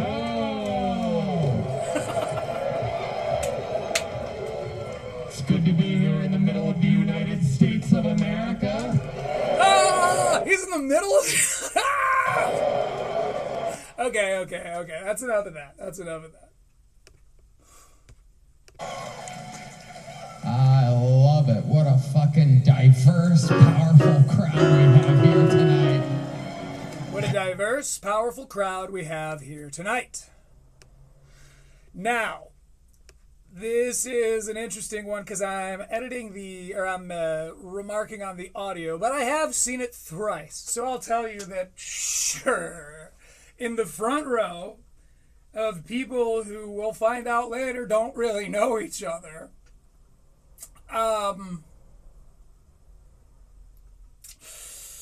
Sure, there's a diversity factor to it, enough so that when the camera pans around your circular stage, my little man, it will seem as though there's some diversity there. I know that that's something you pay pretty close attention to, having been a dear fan of yours for a year now. It has been years, I think. I've been a proponent for your senatorial role, perhaps gubernatorial role. I'll run propaganda all day, bro. I'll platform you, Hinchcliffe. Come on my platform, bro. Oh, anyway, that's gonna be fun. Hell yeah. That's what I am, you know? I'm a people person. I love different people. That's Okay. I'm a people person. I love different people. So far, he's being himself. Now, he does kind of do the thing. Now, after the Puerto Rico debacle, Tony Hinchcliffe put out like a little comedy special thing, and that was covered on Le Red Bar. Le Bar du Rojo, as they say in Korea. So, during that, I remember Mike saying that Tony's got his little belly. And in the Ron White, Austin, Texas, right-wing comedy shift scene, that little belly is like, makes him feel like a little man. So he like slouches around. And the way he acts, now Tony was a good sport about this on Kill Tony. It was really funny. He's like, I'm an artist and I take bold swings and fuck you all. It's like, okay. That's the right response to getting, you know, your comedy special, highly anticipated, the only one that's currently available because the other one was so bad you buried it. Like, that's the perfect response for Senator Hinchcliffe to have, that people hated his specials, being like, well, fuck you guys, okay? I did a thing, you didn't fucking do it, so suck it, you pricks. That's funny. Good job. It's really what it's all about. I study them all the different races and cultures, and sometimes you have to get it. I know he's being a little facetious because he's setting up a joke, but can we just take a moment to picture Senator Hinchcliffe in his room? Not his room, in his chamber. Picture a chamber. Isn't there a chandelier hanging over as his feet are up on a little naked slave boy? He's reading his book. It just says, Black people. And he's like, I'm going to study this for hours tonight, Reginald. Reginald! Yes, Hinchcliffe. That's right. I just wanted you to look me in the eyes. Get out to see it, you know? I can just picture him studying. It's just funny to picture that studying that he's doing. I guess by studying, maybe he means like on Kill Tony, there are lots of different people. He asks lots of different questions to. And he does. If you haven't seen Kill Tony or you aren't aware of it, that's really what happens. A comedian, amateur comedian goes up and does a minute, and Tony Hinchcliffe is supposed to be critiquing the comedy. Sometimes it turns into him roasting the person. Not always. Sometimes it turns into something that's really heartfelt. Every now and again, someone who was at Jan 6th will pop up, or there's a trans woman who was a fighter pilot who was kicked out of the Army, who had been a fighter pilot in active duty for years and got kicked out of the Army because of these new legislations. I'd never heard that perspective before. Kill Tony provided that to me and to millions of other people. Right? Pretty cool. So Tony spends a lot of time, most of the time on the show, interviewing the comedians after they've done their set. And so to Tony, he feels, I think, like he's always doing crowd work. I think that to Tony, he's like, well, you know, it's...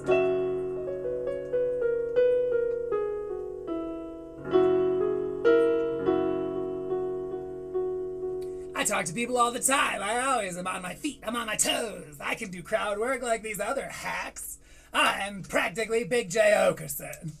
Like, I think that because, well, we'll get into it. As Redact said, he does about 80% crowd work. I think it's a cool 40%, but let me get like a fucking time code or something here. Well, maybe we'll take time codes, but we got other stuff going on. But I don't think it's 80% Redact. I think that's, guess what? Hyperbole. I live in the great state of Texas. Quit cupping the mic, Tony. I love it.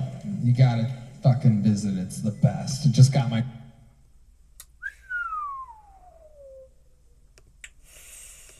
I hate to do this to you, Senator Hinchcliffe. That's going to be a minus on the introduction. So just for people who have forgotten the EEC scale, has these sections. The sections are introduction, transitions, hinges, cohesion, stage presence, and joke fidelity.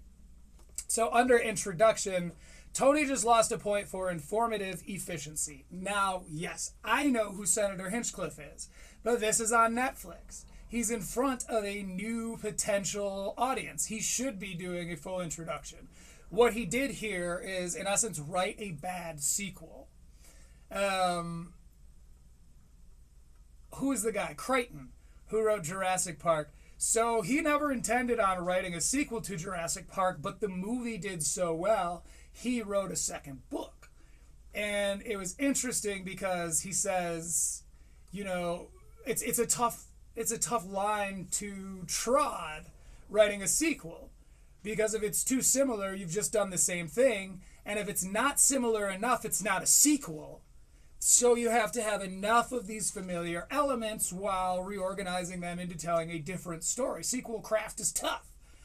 And Tony has proven this by doing it bad. Not everyone knows who you are. You coming out and be like, I study all the races. Everyone who doesn't already hate you or know who you are or love you like me is going like, who the fuck is this little twink? Like, what are you doing? Like, hey, when I study the races, quit. You're out there trying to tough guy everyone. And Tony, I learned this from watching you, but I think that's the problem is you're not being true to yourself. You're not speaking from your, like, Tony Hinchcliffe voice. You're speaking from the Tony Hinchcliffe voice you want us to believe you have. And we've known you for too long, Tone. That ain't it, Tony. My first gun? Fuck yeah. We heard about that last week, didn't we? He was riding in the car with William Montgomery and just pulled it on the seat while he was doing 120 down the highway, allegedly. William gave us that little tidbit on his very last episode of the William Montgomery Show, which is sad. But thank you, William. Mm-hmm. It's like having a second dick. The gun, you means. Which we've definitely fucking heard before.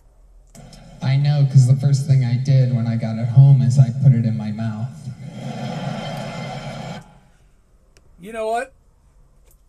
I don't care what you say. He is getting a point for subversion of expectation. I'm sitting there going, I've heard this fucking joke before, and he took it to a place I wasn't expecting it to go. That is the definition of my expectations being subverted. They were set up, they were undermined, and a thing I wasn't expecting was then presented to me. Subversion of expectation. That's a point for Senator Hinchcliffe.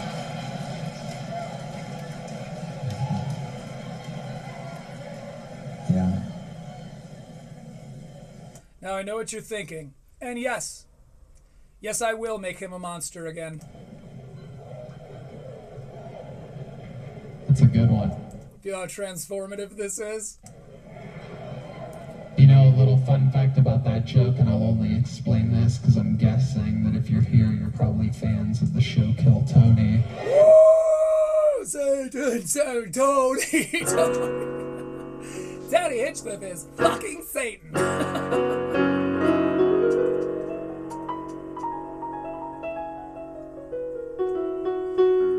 We won't do this for the whole time. It is funny, though. I'm enjoying it a lot. It gives it a totally sinister vibe.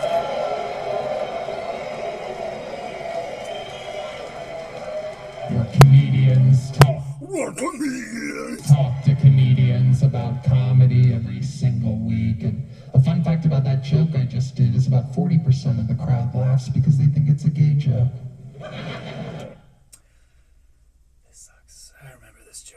Okay, we gotta turn off the vocals here. We're gonna take it back. And about 60% of the crowd laughs because to them it registers as a suicide joke. Well? Tony, it definitely is both. I'm here to tell y'all. I can't remember if I heard that on coverage or I said that or it was a fiance. It's both, though. Senator. I ain't gay. Yeah. You say I'm gay or I ain't gay. It's tough because you're doing a voice that's not yours, Tony. You see why this becomes complicato?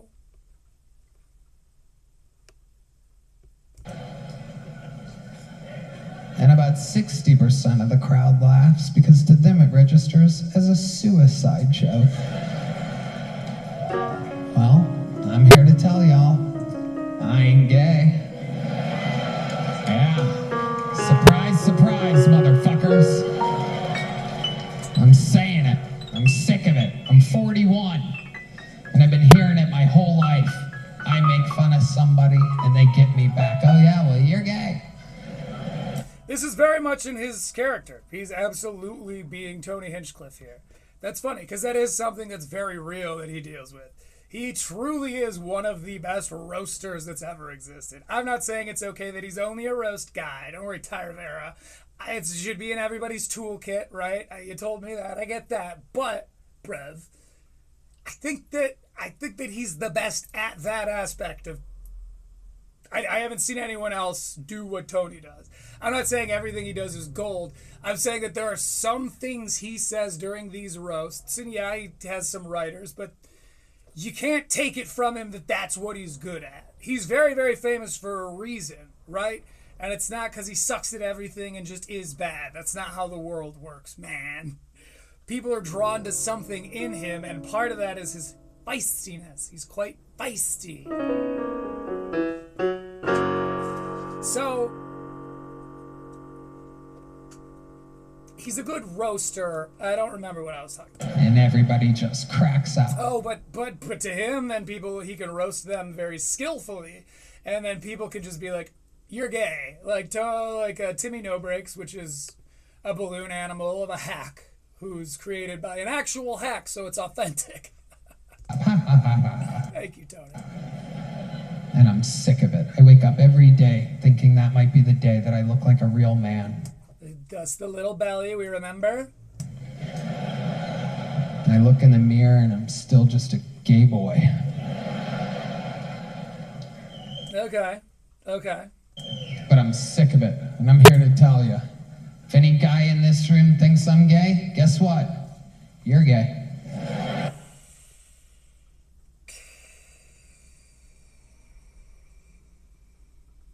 All right, but okay, here's the thing.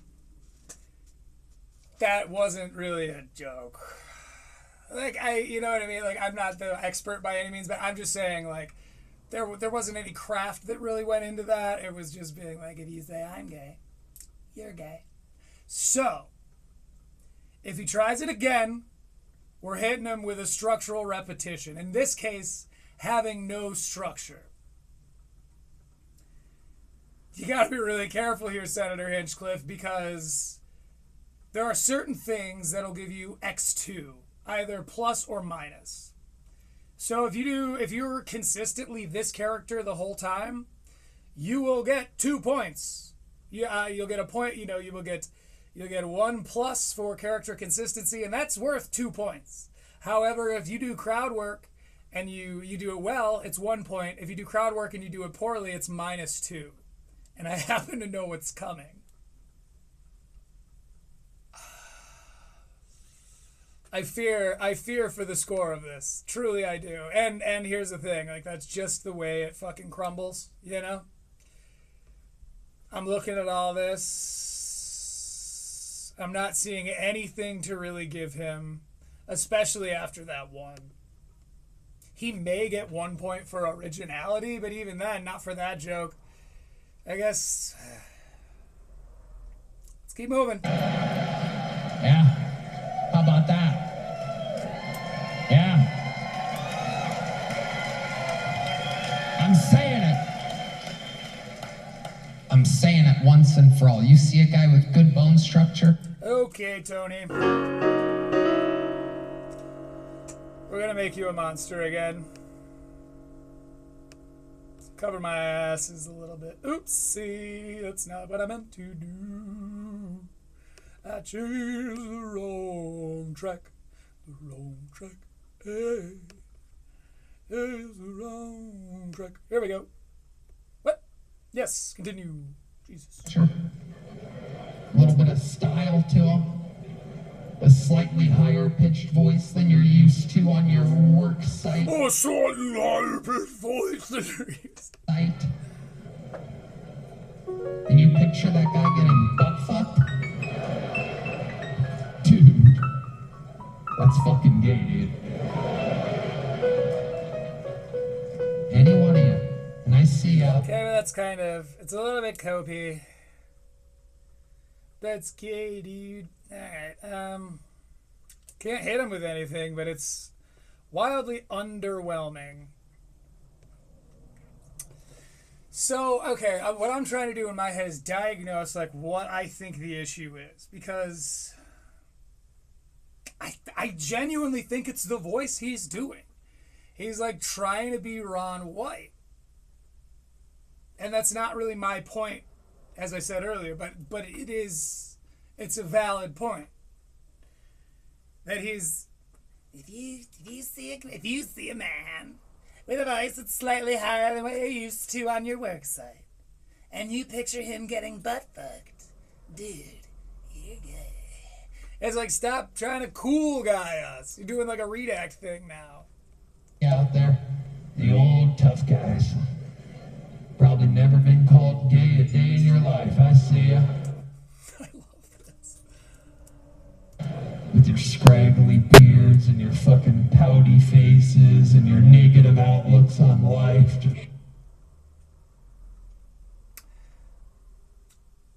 Tony, are you okay? Just shaking your head, all sad boy. I see ya. Your tattoos. I see ya, tough guys. Your arms crossed and your fucking baseball hats out on a Saturday night. I see ya, tough guys. Any fucking one of you. You think you're straighter than me? Well, if you do, I challenge you to a suck-off. Yeah. So, yeah. I challenge you to a suck-off. Okay. Would have been fun. He keeps going, though.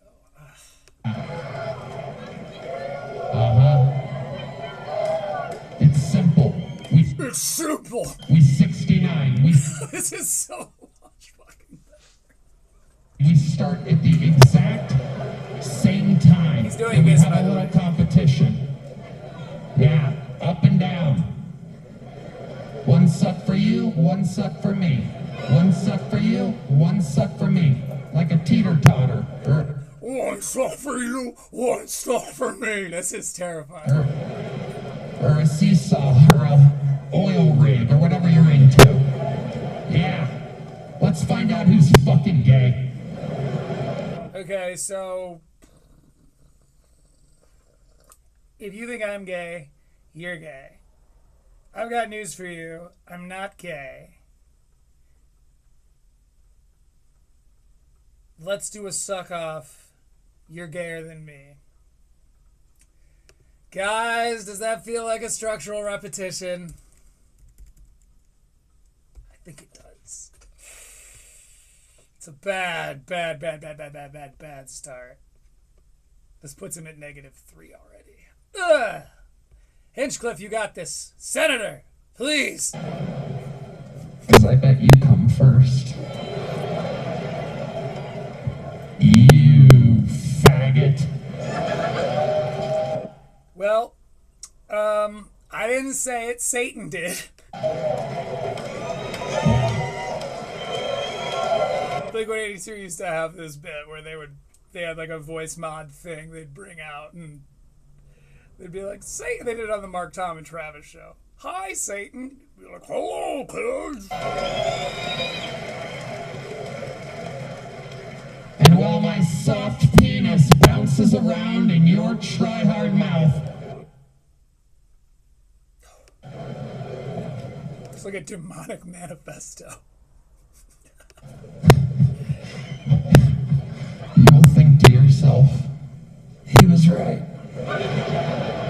Still going, okay. No, it was a suicide joke. Well, that is a callback. He'd gone for quite a while on some other thing. We're giving him a point for the callback.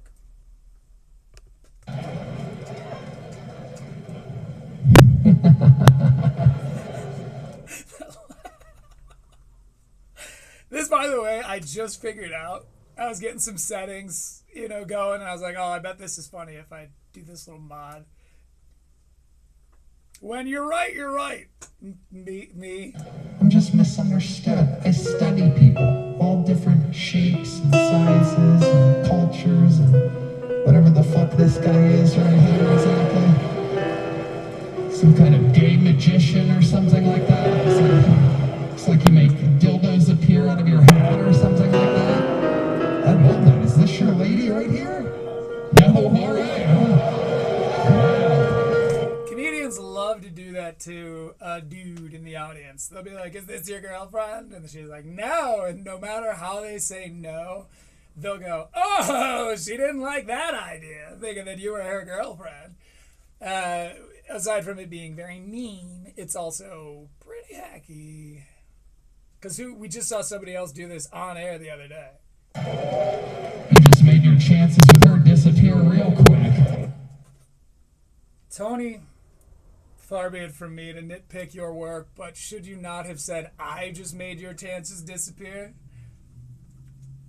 Because it was you, because he didn't do anything. You made it, and it actually would have been funny if it's like, I just made your chances with her disappear. Who's the magician now, bitch? But I think, I think he's trying too hard to be other dudes.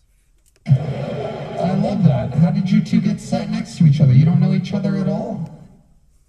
This really does have kind of burn the boats vibes, where Tony feels untouchable because he's only crushed for 3 years straight. Because he's only gone to places where his fans are. But also, who's buying tickets to a special if they're not, like, fans of the guy? Other than this one dude in the front row who I think is probably, like, president of Reddit now. No, just complete. But we'll get to him. Complete coincidence that this guy was sat next to fucking this big-titted monster right here. This big-titted monster right here. Look at those fucking Arizona shakers. That's incredible.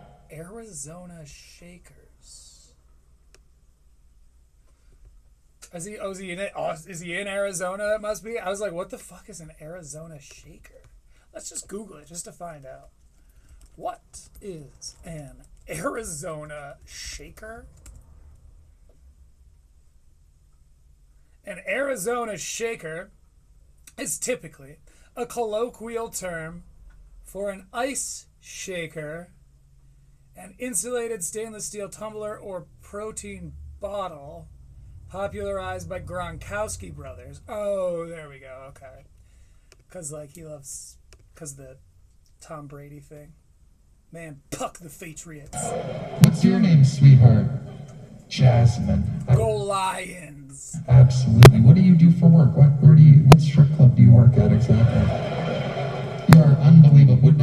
Seriously. We're in crowd work. And we've been in crowd work for about a minute 30-ish. So we'll say he started crowd work at 6 minutes. Where do you really work? You're a tortilla vendor. You gotta be fucking kidding me. Listen to the chorus of orcs in the background. Oh my God.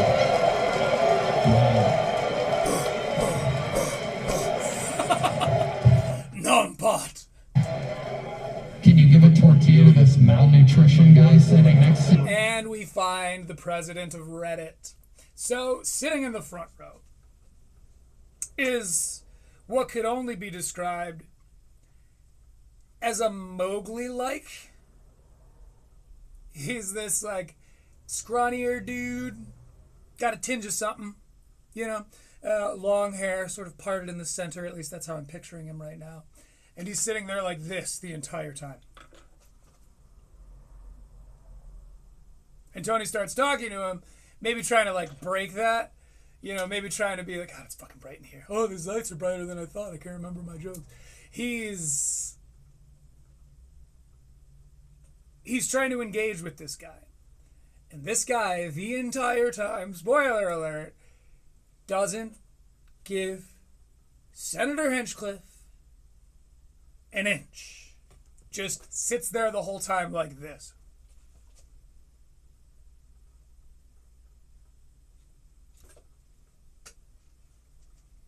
Like furious. I don't know why this guy's not like everybody's hero. This is the funniest thing you could do to Tony. I hope that kid loves Red Bar, because like it should be Red Barian famous. He should be a hero akin to Tappin Skins in the Red Bar sphere. The Mike David sphere is better. Fuck you, Redact. Oh, you're welcome. He should be famous in the Mike David sphere because it's the funniest thing in the world to go just be a buzzkill in the front row. Now, what I think happened, this dude went to go see the special, ironically, has a tinge of something to him, and so got picked by some of the producers to be put in the front row to demonstrate the diversity of Tony Hinchcliffe's crowd. I think he went there with the expectation of not enjoying it, is a little bit put off by the fact that they're like tokening him, and is now front and center on camera. And he might be a genius. I think he just committed to this. If Tony talks to me, I'm not giving him a fucking centimeter, as James Donald Forbes McCann might say. See right there? You look hungry, sir. You're an angry little school shooter, ain't ya? This guy's sitting here like this. Wow. There you go. Yeah, okay. I love it. It's good to meet a YouTube commenter out in real life. Look at your sad existence right now. I love it. Hell yeah, buddy. Sure, I'm glad you're here in the front row. Are you eternally furious? Is that what's wrong? No, you're a happy guy. Okay, all right. Woo. That's verbatim, by the way. Let's give me a hand of applause. Because that's literally what the kid did the entire time. And we'll hear back from him again later. I nominate him for president of the internet. Hell yeah. This is my kind of fucking party.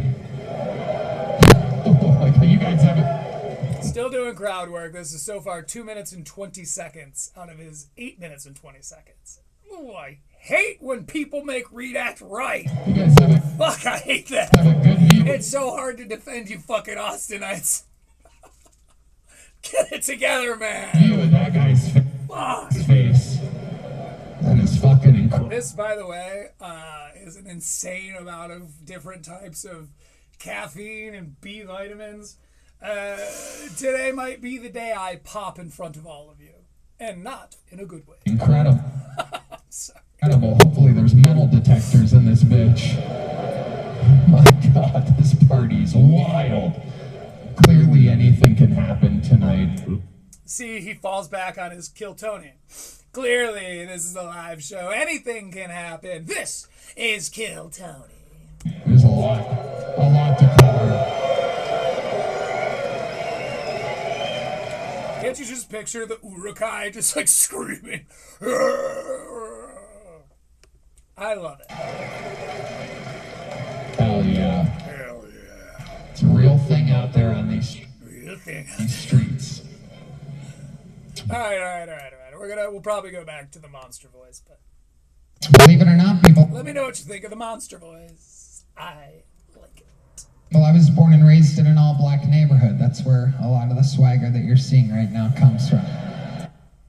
Okay, so for reference, Tony's wearing like all black. He's got like a black shirt that's buttoned up but tucked in so you can see his little belly.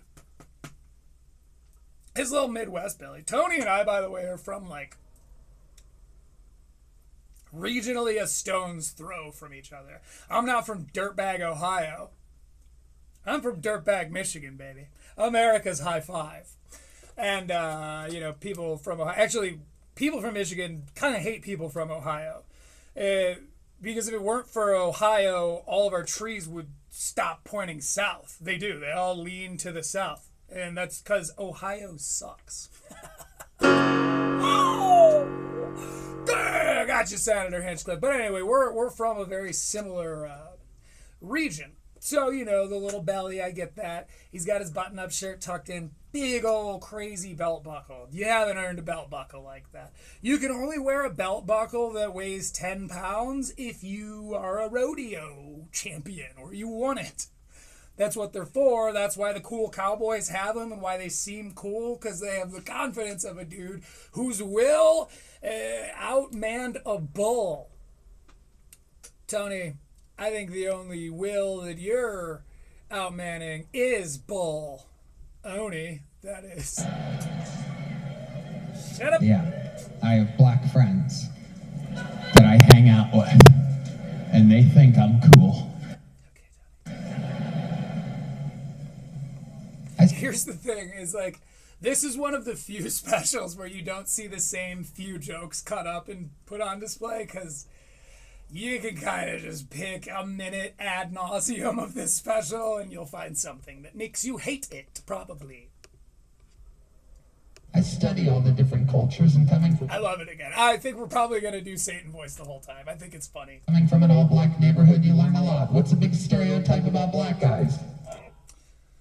Don't say it. Oh, this is the one Redact covered. So let's listen very, very closely.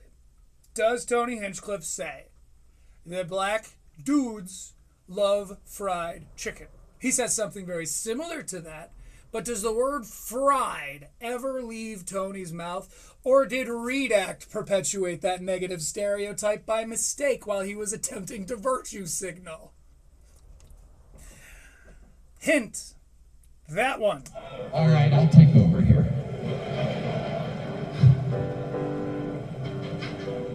Here's one. Here's one that you've probably heard. Black men love eating chicken. That's clearly the black section up there. Here's one. Black men love eating chicken, and Redact uses this as an excuse, as an example for this being only racism in this comedy. It's like, okay, fine, Redact, fine.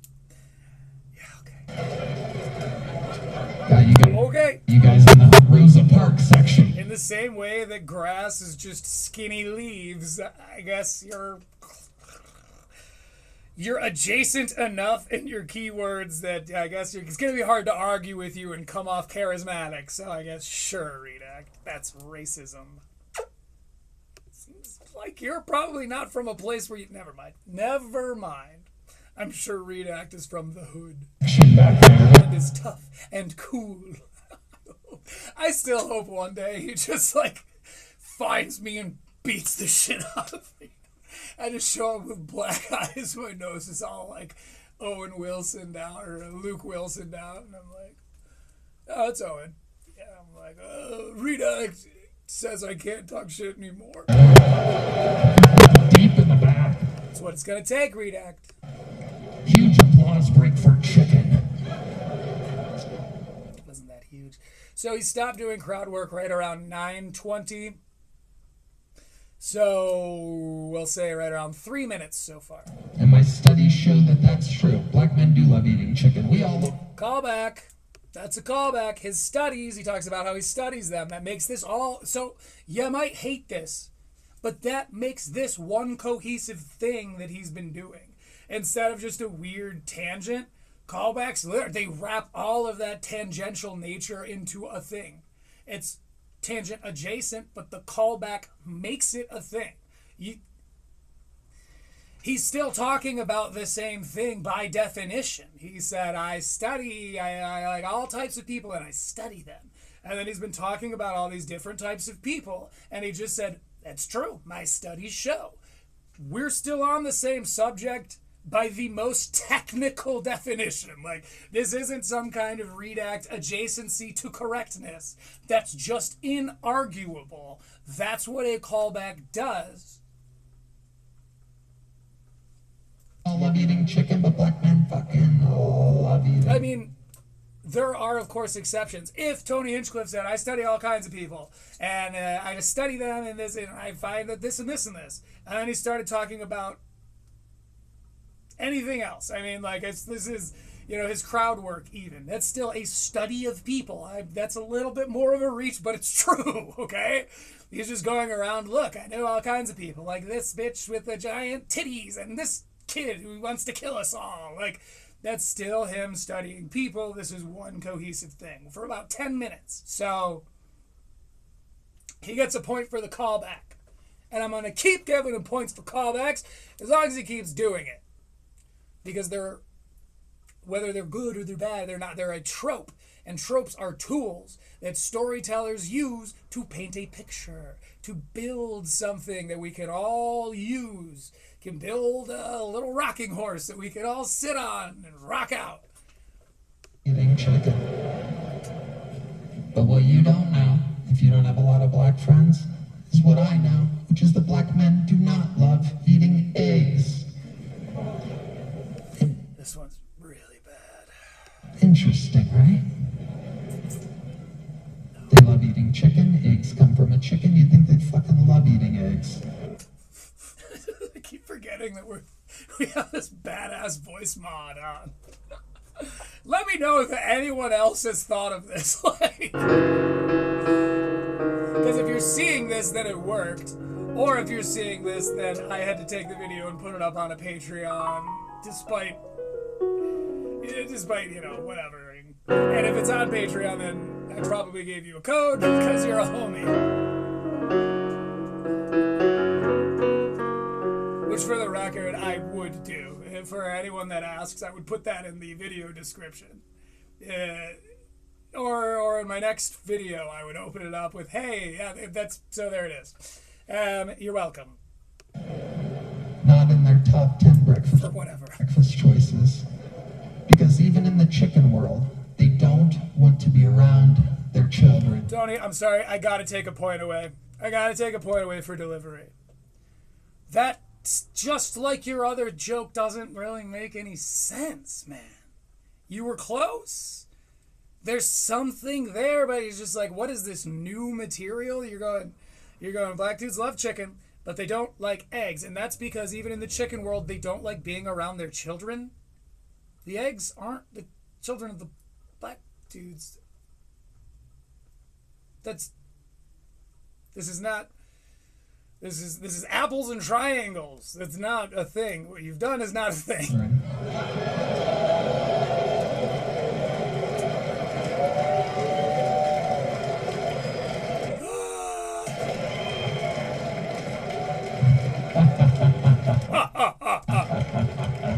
Fake laugh. I love it. Are you guys father and son? This is incredible. My God. He looks over at a couple of Latinos. And were you guys always together? Did you meet in prison at the same time? I don't know what he's talking about. This is part of the problem, Senator Hinchcliffe. We don't know what is going on right now. We have no fucking idea. By the way, we're taking a crowd work point from him, which is a 2x minus. Sucks. X2 minus. Sucks, but like, first of all, crazy fucking move. Crazy move. To be like, well, I'm going to do 55% crowd work in this special, but we're not going to mic the crowd. Are you not going to mic? What are you talking about? We can't hear them, bro. We can't hear them, Senator. So I think I was going off of memory for the first few, but this one, there's so much bullshit crowd work in this. Yes, I'm a little bit more on the Redax side now. There's so much bullshit crowd work in this that I don't remember who he's talking to. So it's just him going, oh, are you guys father and son? Did you meet in prison together at the same time, or what did they say to him to have gone from question A to question B? Question 8.5, the space between A and B, 8.5 is a mystery roller coaster that it's at least until you go to Netflix and pay for it and then watch this, because this is not a replacement for The Thing. Netflix. Then you will never know, because Tony didn't think ahead and mic the fucking audience. You know who has mics in your interviews which you've mistaken to be replaceable with crowd work or interchangeable with crowd work experience? The comedians that you talk to during your interviews that you're using to be replaceable with crowd work experience. You guys are a tough fucking duo. Dad looks like a serious man. We'll take your word for it, Tone. What do you do for work, sir? Tone. What's your name? What do you do for work, sir? What's your name? Rob. Rob. What do you do for a living? Why do I hear a metronome? What is that? Barbecue and swimming pools. Fuck yeah.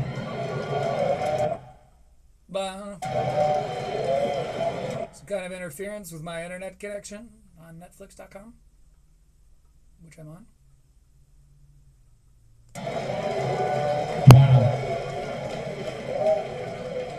Sometimes you find out the answers to a lot of questions at once.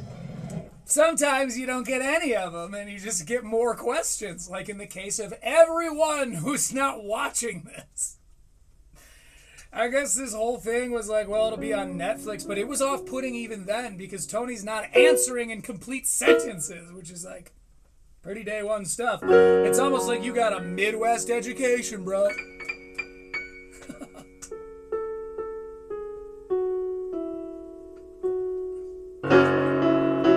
It's almost like, never mind, fuck it.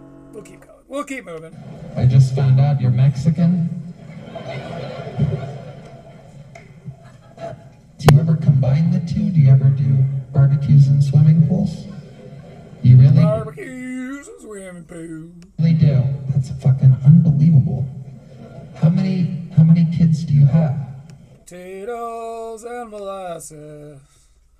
If you like other stuff, we'll drown your ass. 3. Wow, that's low for a Mexican family. So we just found out that they are Mexicano. And how about you? Do you work in the pool business too? Senator, we don't know what's going on. We can't hear them. And that's your fault. Hold on. Guess what? It's time. It's time, isn't it, my friend? My friends. I'll give myself a little more credit. There's multiple of us. Audio fidelity. Yeah. Audio fidelity. And unfortunately,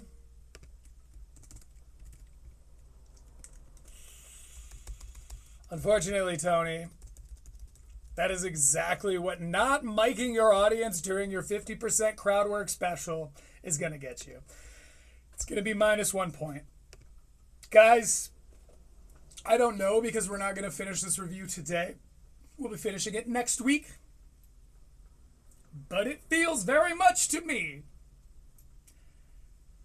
like this might get who did it worst.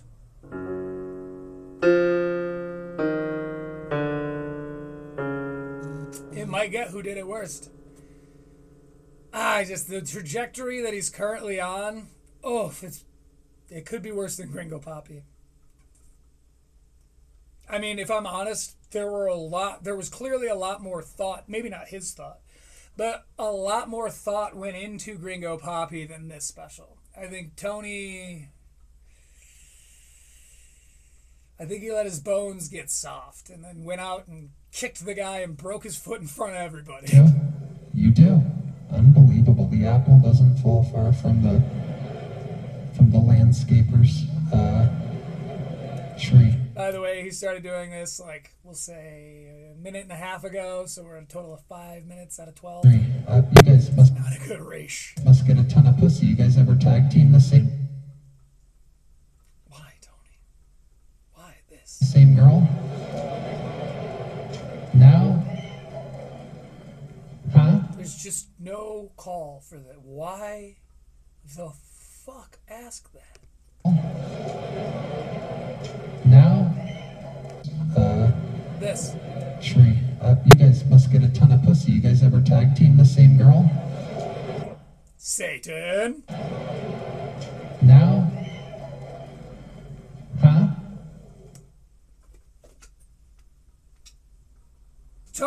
can't even hear them. It makes me feel a little crazy, I won't lie. This is one of those times where it's like, am I being Ashton Kutcher punked right now?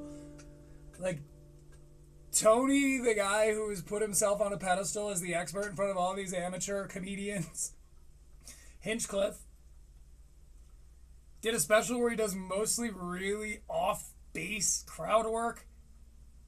And he didn't even mic the fucking audience. Like, okay, who's fucking with me? Satan? It's all old people. It's all old people. Hey, dude, sometimes you gotta get in there, bro. Shit. I was saying this last night. Here was the reason I didn't rush to get this out. Because I watched this like an hour after it dropped or something. I watched this night of. I watched pretty much the premiere of this. Not quite, but pretty much the premiere of this. I could have.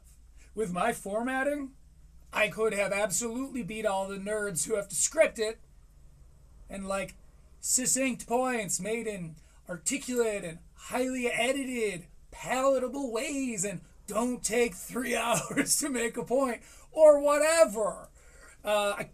I could get out ahead of those guys. I absolutely could have beat the wave. I've done it before, even when I was scripting. I spent the whole night putting out that King of the Hill thing. The night King of the Hill came out to 12 views. But regardless, I was there. I don't want to, because this is one of the rare cases wherein I kind of agree with the popular take. And for me to have gone on and just dogpiled on with the rest of the people, it wouldn't have been worth the like algo boost that I maybe would have gotten from it, maybe, versus the like strike I would have taken to my integrity. I'm not ready to sit here and dogpile. It's not who I am, dog. But the internet is right about this one. It's not. It is so not great, it might literally be the worst. And that would suck. That would suck for everyone that's voting Hinchcliffe in 2028.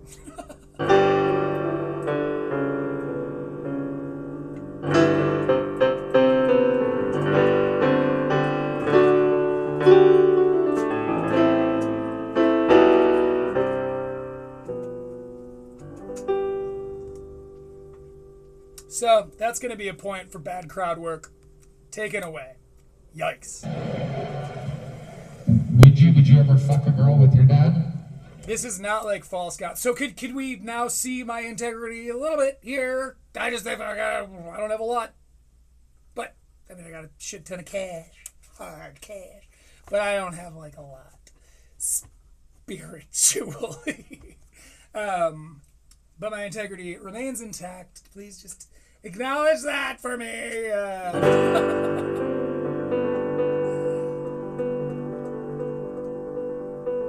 Because the false gods thing, there was actual value. And as far as two specials are concerned, there is no... I mean, there is comparing. I'm kind of in the middle of doing it. But, like, false gods was far and away better written than so far we've seen on Man of the People. True. You hate both of those guys, so it shouldn't matter that I'm making that point, right? It's Sauron and Darth Vader. They're both evil. Do you... No, not at all. Never. Not Some of us, my friends, we saw the prequels. An option. You're good. Tonight's the night, my friend. So Rings of Power. Sauron, turns out, kind of a babe. My friend, I'm gonna make this happen. I'd like to introduce you to Jasmine. Callback. It's an organic callback. And by organic, I mean he grew it himself right in front of all of us. No GMOs. That's right. That's right. I want you guys to teach her the old barbecue skewer tonight. All the while, this gay magician's gonna jerk off in the corner. And the scariest part is that this guy's gonna be looking through the window the entire time. You know what? I'm giving him another point for a callback. Because maybe you should get 2 there, but genuinely, like... And that's what I mean by there's a cleverness to him. He is light on his feet. He made all that up. That whole, like, little callback thing, he turned this improv moment into, like, an actual bit, we'll say. Not quite a joke, but like a bit, right? And he did that by using, say it with me, callbacks. It's gonna be quite the party we have. It's gotta be so funny to watch comedian. To watch a comedian watching me. Fuck this fucking guy! You don't know a callback? You don't know what a fucking callback for? But my reference to callbacks was, in and of itself, a callback.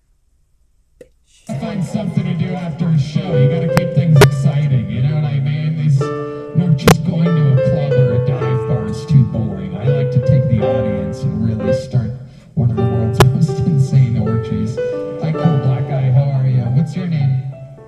What is it? Bobby. Fuck yeah. What do you think? Oh no. I just realized this. Oh, let's give me the vapors. Oh Lord. I should say I've got myself a bit of the vapors. Who am I? Which comedy commentary channel am I? Which comedy commentary channel am I? I should say so. That's just about the fanciest thing I ever did see. Actually, one of my favorites. He's got a sense of humor. He knows I'm being funny. Shout out to Apologia Comedy. So, I just realized this.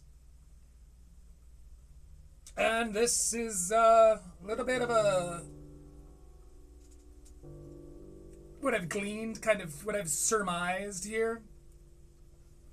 But what I have surmised is that Tony didn't have a whole hour's worth of special. Evident in the fact that this is 48 minutes long, but moreover, Tony, I think the expectations were so high. I think he's used to just walking in and like doing crowd work. I think the situation around him, these other comedians doing crowd work specials like Jay,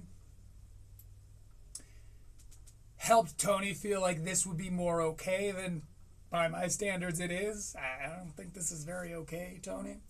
I think there are a lot of factors that led Senator Hinchcliffe to do mostly crowd work that's half-baked at best.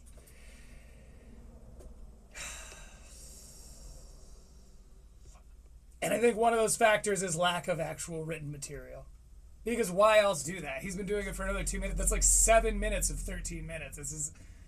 He's trailing it around 60%-ish, right? I'm no good at math, but that seems right-ish to me. What's your take on eggs? How's your take on eggs? Huh? You need cheese. You goddamn right. Okay.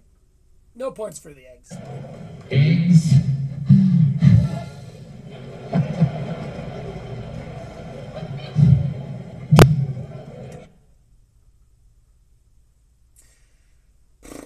There's so much filler in this, man. Can you imagine how strong I would feel right now if Senator Hinchcliffe came out and did well? God damn, that would have been cool. Wasn't that a rule if Senator Hinchcliffe just came out and proved everybody wrong? Except for me, proved me right.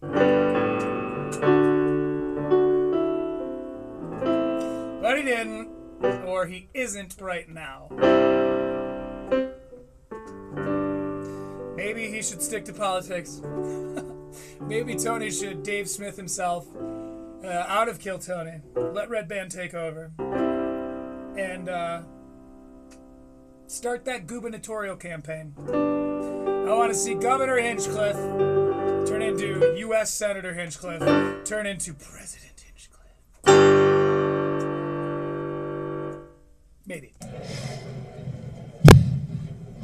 I'm just gonna skip over that one. Even I found what I was about to say to be too obnoxious. Okay. It's a real thing. Bobby, what do you do for work? There's a Bobby. Apparently there's a Bobby. Okay. I remember him asking someone for their name. We never got it, because what the fuck? But yeah, okay, there's a Bobby. Retire. How about a hand for Bobby? All the orcs. Just picture this like in a cave with Tony. He's got like a staff. He's like banging on the cave floor. Yeah, give it up for him. Soak up another solid 30 seconds of this special, because I'm vamping. What And branch? I don't mean biting necks, homos. Branch of the military were you? That's pretty good, Tony. Were you in? Air Force. What exactly did you do in the Air Force? Okay. Air Force. Was it Air Force? He's still doing crowd work. All right, I gotta give it up to him. Redact. Sorry. Redact, you were right. You were right about it. It's like 80% crowd work or something. Like, I think he busts into some like joke stuff after this. I think. I won't lie. That's about all the Tony Hinchcliffe I've got in me for today. So what we're gonna do, we're gonna take it up here right now. We're going to say stopped man of the people at 14:08. I'm gonna go get myself a sip of water,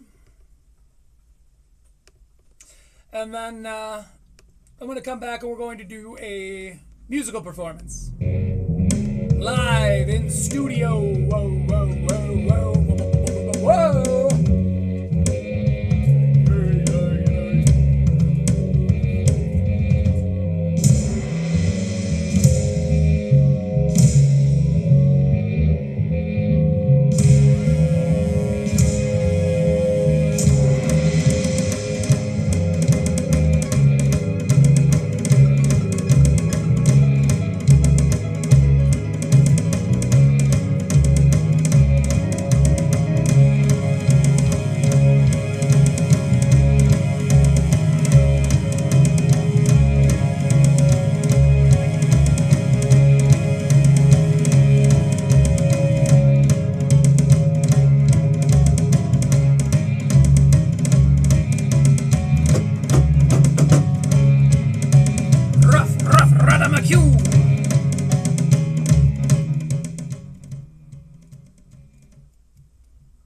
Okay.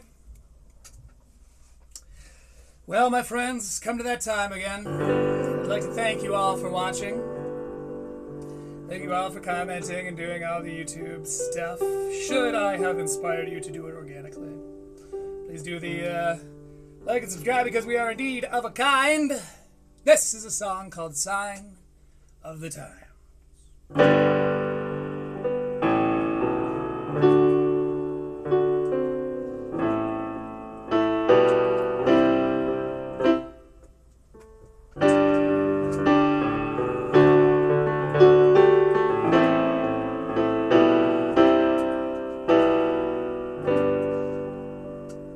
I remember being young.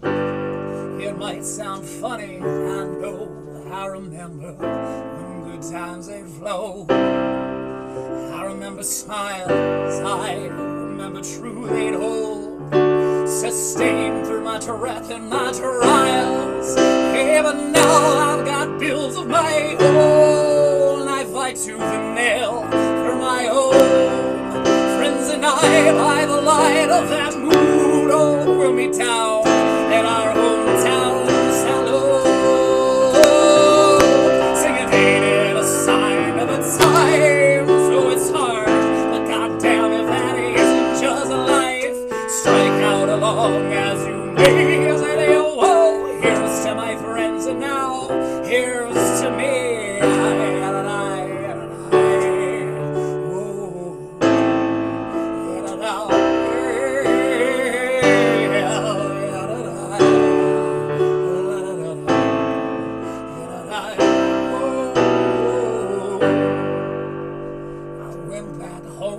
The day it had been a while. I got off that train with a smile, and I I saw some friends of old, but it was strange to me. Things were not how they always had been. Because now with the lives of our own, fighting to the nail for our own. Friends and I, by the light of that moon, over me down in our hometown saloon, singing, hey, the sign of the times. Oh, it's hard, but goddamn if that isn't just life. Strike out along as you may, as it is. Oh, here's to my friends, now here's to me.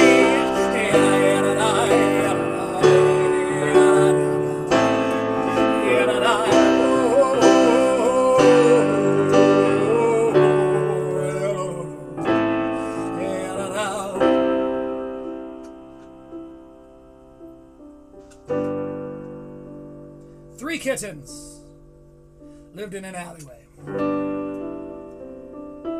Each kitten was all the next kitten had, and their names were Foot, Foot, Foot, and Foot, Foot, Foot.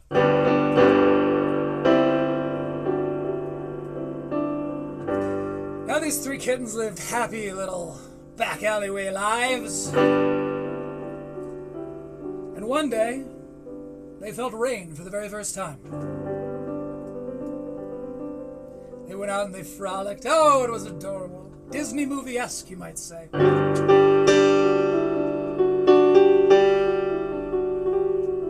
They played and they splashed. And they went to bed soaking wet with smiles on their little kitty faces. However, the next morning, the youngest of the kittens, that which goes by the name of Foot, fell ill. And so Foot, Foot, and Foot, Foot, Foot brought Foot to a doctor, a veterinarian.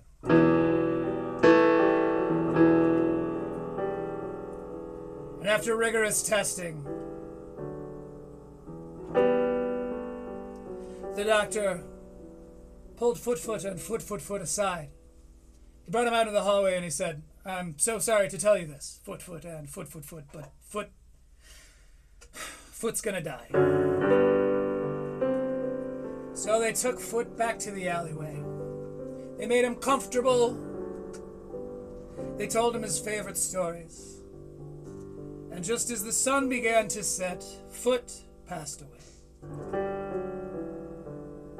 And as his eyes closed for the final time, poetically you might say, it began to rain again.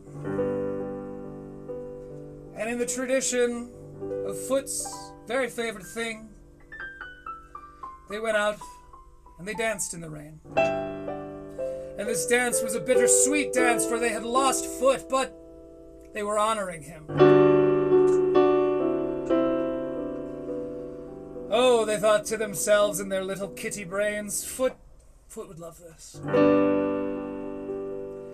And they went to bed soaking wet, with a half smile on their face, half frown. Fur of their faces still soaked in tears and the rain. And the next morning, Foot fell ill.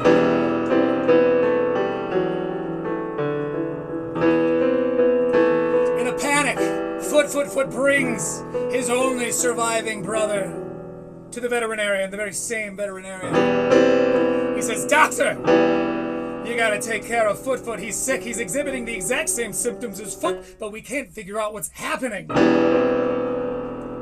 Well, the doctor does some cursory tests, but truth be told, in his heart, he knew what the problem was. And he pulled Foot out into the hallway, and he said, Foot, I'm so sorry to tell you this, but Foot is gonna die.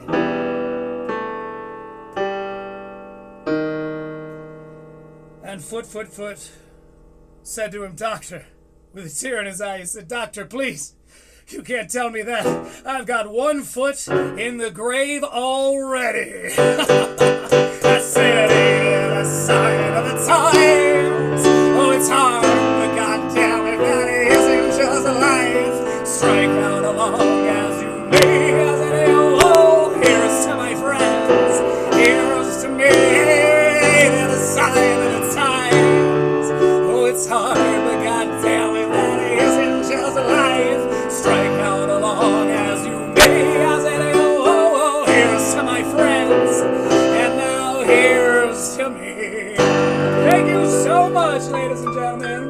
This has been Critical Leaks. I am Druid the Punk, and in the meantime, be nice.